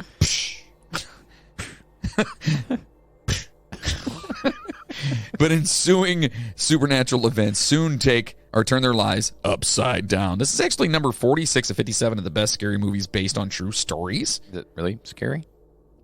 Or is it scary that it could happen? I don't know. Oh. Number 324 of 552 of the best 70s movies. Okay. Number 17 of 20 of 20 shocking horror movie endings that took you by surprise. I kind of think I want to watch this. All right. Yeah. Thank you. Yeah. Number 6. This is, let's see, it doesn't even have a year on it. A Dog's Purpose. Britt Robertson, KJ Apa, Juliet Rollins. Who made this list? It's a 2017 American comedy drama film directed by her name's Lassie. It's called A Dog's Purpose. It's Lassie. The fuck out of here. Lassie, no. Your name's Lassie. Stop No. it. It's probably Lassie, but I'm calling your fucking ass Lassie. It looks like Lassie. Anyway, I don't even know. It's just talking about reincarnation from dog breeds. All right, so. Number 5. This movie is fantastic. Highly recommended to anybody. What Dreams May Come, Robin Williams. We've talked about this on one of the other ones we just did recently. So it's great. He goes looking for his wife because, he died and she died before him, so he went looking for her. It's beautifully done. The cinematography is fucking gorgeous. Anything with Robin Williams is just a masterpiece. Yeah, I love him. Yeah. I do. I still wish he was my dad. No, I love my dad. I'm just saying, oh, yeah. I always thought it'd be cool to have him as your dad. Yeah, same. Like Robin Williams. Yeah. Yeah. I am your dad. Stop it. I'm better. Anyway. What? 1991, number 4 here, Dead Again with Kenneth Branagh, Emma Thompson, and Andy Garcia. When a mute woman suffering from amnesia arrives at the gates of an old orphanage, private investigator Mike Church is asked to find out who she is. With the help of a hypnotist, the woman regains her voice and recalls vivid past memories of a couple from the 1940s torn apart by murder. Oh, yeah. Yeah. That's pretty dope. Number 91 of 118 of the best movies of 1991. Wow. No, that's really low on the list, to be honest. It's even number 4 on this list. Well, I guess it's a kind of whatever. Yeah. Number 8 of 20 underrated murder mysteries that make us feel like master detectives. Okay. And number 8 of 13 times Robin Williams, the nicest guy ever, got dark for a role and nailed it. Wait, Robin Williams is in this? Wait, really? What? Oh, she. Okay, I'm going to have to look this up. It's called Dead Again. All right, I got to look into that one because it doesn't say anything about his name in here. All right. What's number 1 in that? Hold on. In 1991? No, the Robin Williams. Oh. Number 1, Insomnia. Yeah, that movie's awesome. Have you seen that? No, I haven't seen that. Why do I keep at? I want to stop asking. I've seen a few of his movies. For now on, just yell at me when you've seen something. I don't like sad movies. Just wave me down. Hey, I've seen that one. Number 3 on our list is The Reincarnation of Peter Proud from 1975. Wow. Michael Sarrazin, Margot Kidder, who was Lois Lane in the original Superman movies. Wow. And Jennifer O'Neill. Don't know who the fuck that is. Yada yada yada. Yeah, I'm sure it's about reincarnation. Anyway, number 2, Cloud Atlas. This movie was horrible. Yeah, this is a newer movie with fucking Channing Tatum, right? Nope, this is Tom Hanks, 2012. Oh. Super overly done, where like there's different lives going on with all these different people, but it's still the same. Ugh. Ah. Ugh. Yeah. This is on like, hold on, number 2 of the worst movies that Jonathan's ever watched and hates his life for it. That makes sense. What's number 1? Every day of my life. Now, this movie just sucked. I'm sorry. And if you guys liked it, that's whatever. Oh, it's number 513 of the best movies Roger Ebert gave 4 stars. Roger Ebert could take both of his thumbs up and stick them right up his ass. That's how I feel about that guy. Really? Anyway, number 1, 2014, I Origins. Starring Michael Pitt. Is that like a relation to Brad Pitt? I don't know. Britt Marling and Astrid Burgess Frisbee. Is it like an anime or something? Nope. Oh. All it says is a molecular biologist study of the human eye has far-reaching implications about humanity's scientific and spiritual beliefs. All I have to do... Why is this number 1? All I have to say is that whoever made this list fucking sucks. Oh, you son of a... Because you got the wrong freaking thing on here. Do I? Yeah. Why? No, you don't. Yeah. Anyway, that's the movies today. The movie list was definitely... Shitty. It wasn't good. It weren't good. Still kind of sad that the Mummy wasn't on that It weren't list. good. Yeah, like the Mummy should have been on there. The Chris Rock one should have been on there. Yeah. Like that's garbage. All Dogs Go to Heaven. should be on there. Right. Fucking so many good What the movies, dude. shit? Fuck. What a bunch of fuck that movie list. Stupid. I do notice that a lot of people complain about the movie list. Really? We don't make those. We don't make those movie lists. Oh, at they all. just complain about what's being ranked. Correct. Yeah. No, not about us doing it. They actually, okay. But I'm saying they're always like, what the fuck? Why is this not on there? Why is this not on there? I don't know. I don't write You the know list. how we fix that? You guys sign up for Ranker, and you upvote the movies that you think should be on a list, and then we'll go back through and read it, and we'll make our own list and make it even better. Yeah. Yeah. What he just said. Fuck yeah, dude. I'm sorry, I was not listening. And I don't even know what. Sometimes I'm just listening to my mouth. You know, it's all good. So anyway, that was Reincarnation. I knew it was going to be a doozy. I knew it. You did great on this one. Thanks. Seriously, man. Like, it's awesome. It was so much information. What so, I do. where do you stand? I know we kind of talked about this, and we're kind of deeting a bed mule, is what I was about to say. Yep. I'm tired. I've been up way earlier than I should have You been. were up at the same time as I was. I don't get up that early. I go to bed very late. I own a bar, unfortunately. Well, I don't know how to have an answer for that. Right. So I was up very late last night and got up super early, and I'm like, dude, I've been like just running on fumes all fucking day. Yeah. Yeah. Lots of caffeine. So where do you stand? Well, I think that I don't know. And that is the best answer that you'll ever get. Because we don't know. We don't. We absolutely have no idea. Until we become Flatliners ourselves, we do not know. Yeah, but I do want to know what you guys think. Yes, I want to please. know if you guys think, do you guys believe in the reincarnation thing? Did you like the reincarnation joke? Reincarnation! Oh, it's so dumb, but it's so good. It's fucking perfect. It is good.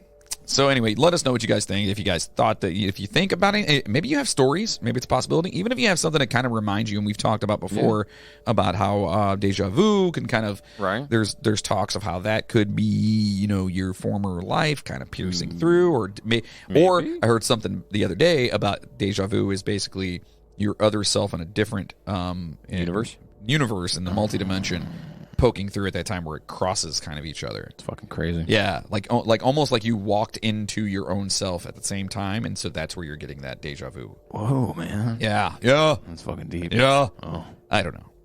Anyway, let us know what you think. And also, make sure to stop over to our official website. That's the midnighttrainpodcast.com. That's www.themidnighttrainpodcast.com. You mean WWW? WWW is the only kind of, what is it, an acronym? Is that what they call it? Yeah, it's an acronym, Sure. right? Yeah. I believe so. Yeah. That actually is longer than the intentional words that are behind it. Yes. World Wide Web. Yep. WWW. Way more syllables than that. Anyway. Over there at our website, you can buy some super sweet merchandise. Super sweet. Including the new Maurice the Ripper shirt. Fucking amazing. And it's pretty awesome. I'm proud of that one. Don't kill the people, Maurice. No, Maurice. Stop stabbing everybody.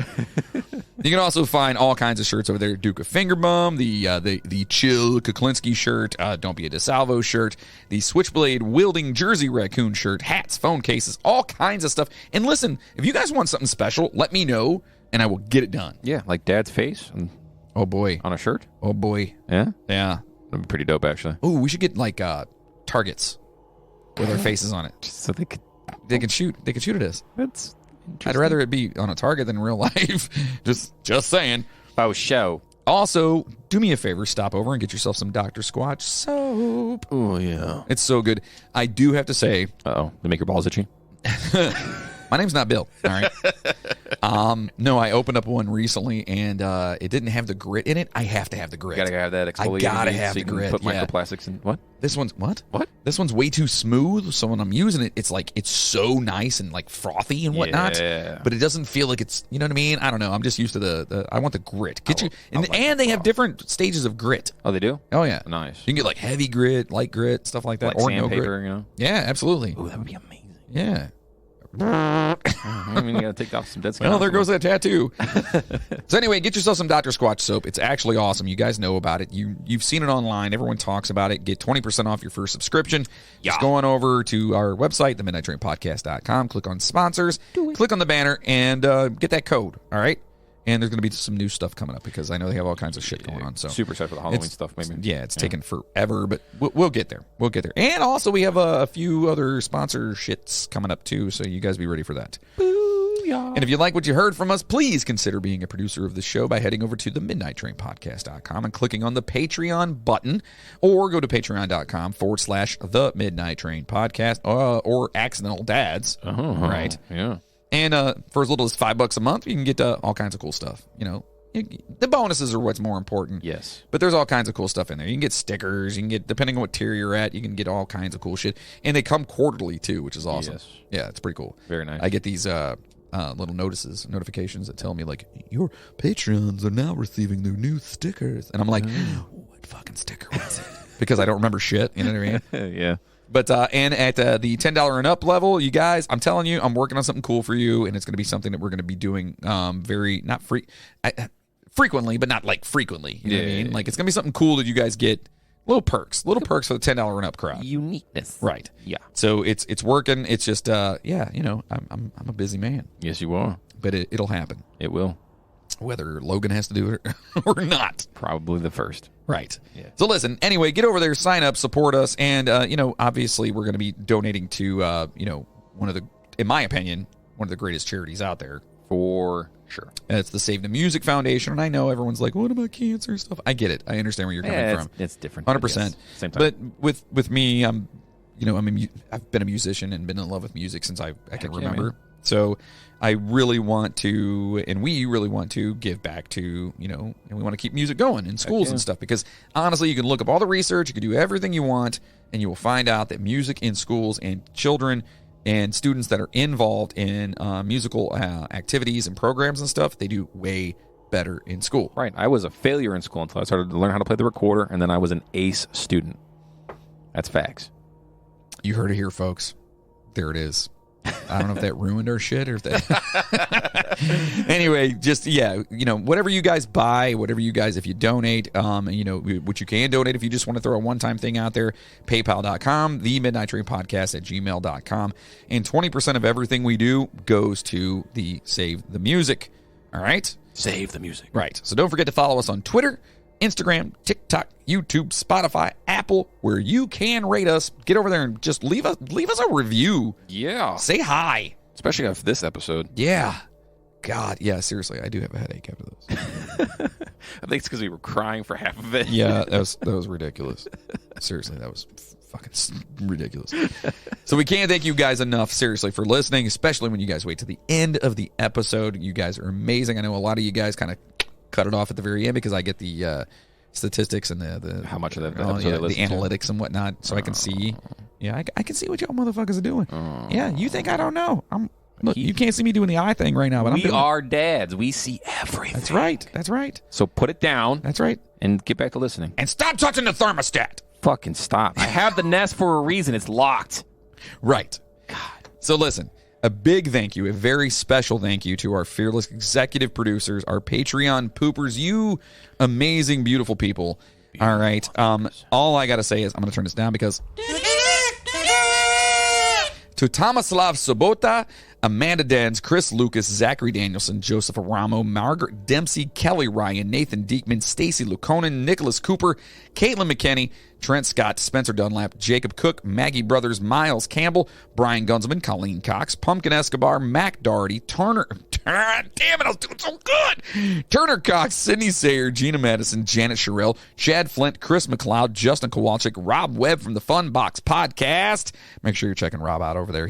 They post some really raunchy memes, man. It's pretty rough. A little bit. Christina Skeleton and Jessica Bartolome from the Sister Skeleton Podcast. Also to Maria Gibbs, to Chainsaw. Remember, Oh, fuck. get out there and vote for him. Go to our page, our Facebook page, find the link or whatever, and maybe I'll throw it in on our show notes or whatever. Get out there and support him. I'd love to see him in a movie where he gets butchered by A chainsaw? That'd be awesome. That'd be fucking They amazing. use a chainsaw on chainsaw. That'd be fucking amazing. Yeah, I kind of want that. Also to Jigsaw, Rick Resler. Oh, Rick. Damn it, Resler. Courtney Batchelor, Katie Brabenick, and our boy Bill Birch. You got it? Oh, good for you. That's better, right? Yeah, Bill, a little does that feel better? Yeah. So listen, spread the word, and if you want your name to be mentioned on the show and for us to be forever grateful, just become a Patreon producer. Show us your love, man. Like, seriously, for $5 a month, we drop a bonus every week. That is like devoutly. We do that. Devoutly. So For you beautiful people. that's right. So you can do that. And you know what I just thought of? Huh. Starting next week, our actual, next week's episode, which, do we know what we're doing next week? Yeah. Yeah? Yeah. Oh, yeah. Oh. Oh, yeah. Weird. Okay. But you're going to start reading off our lists at the end of the thing. The The name of our beautiful poopers. You're I'm going to be doing that? You're going to be doing that for your Fuck yeah. Yeah. Let's see how better I can do it. Yeah. It's not about better. It's always a better performance. Why is it always a competition with you? Because I am a competitive motherfucker. You're going to competitively get slapped out of your chair. But I'm going to do it better than you.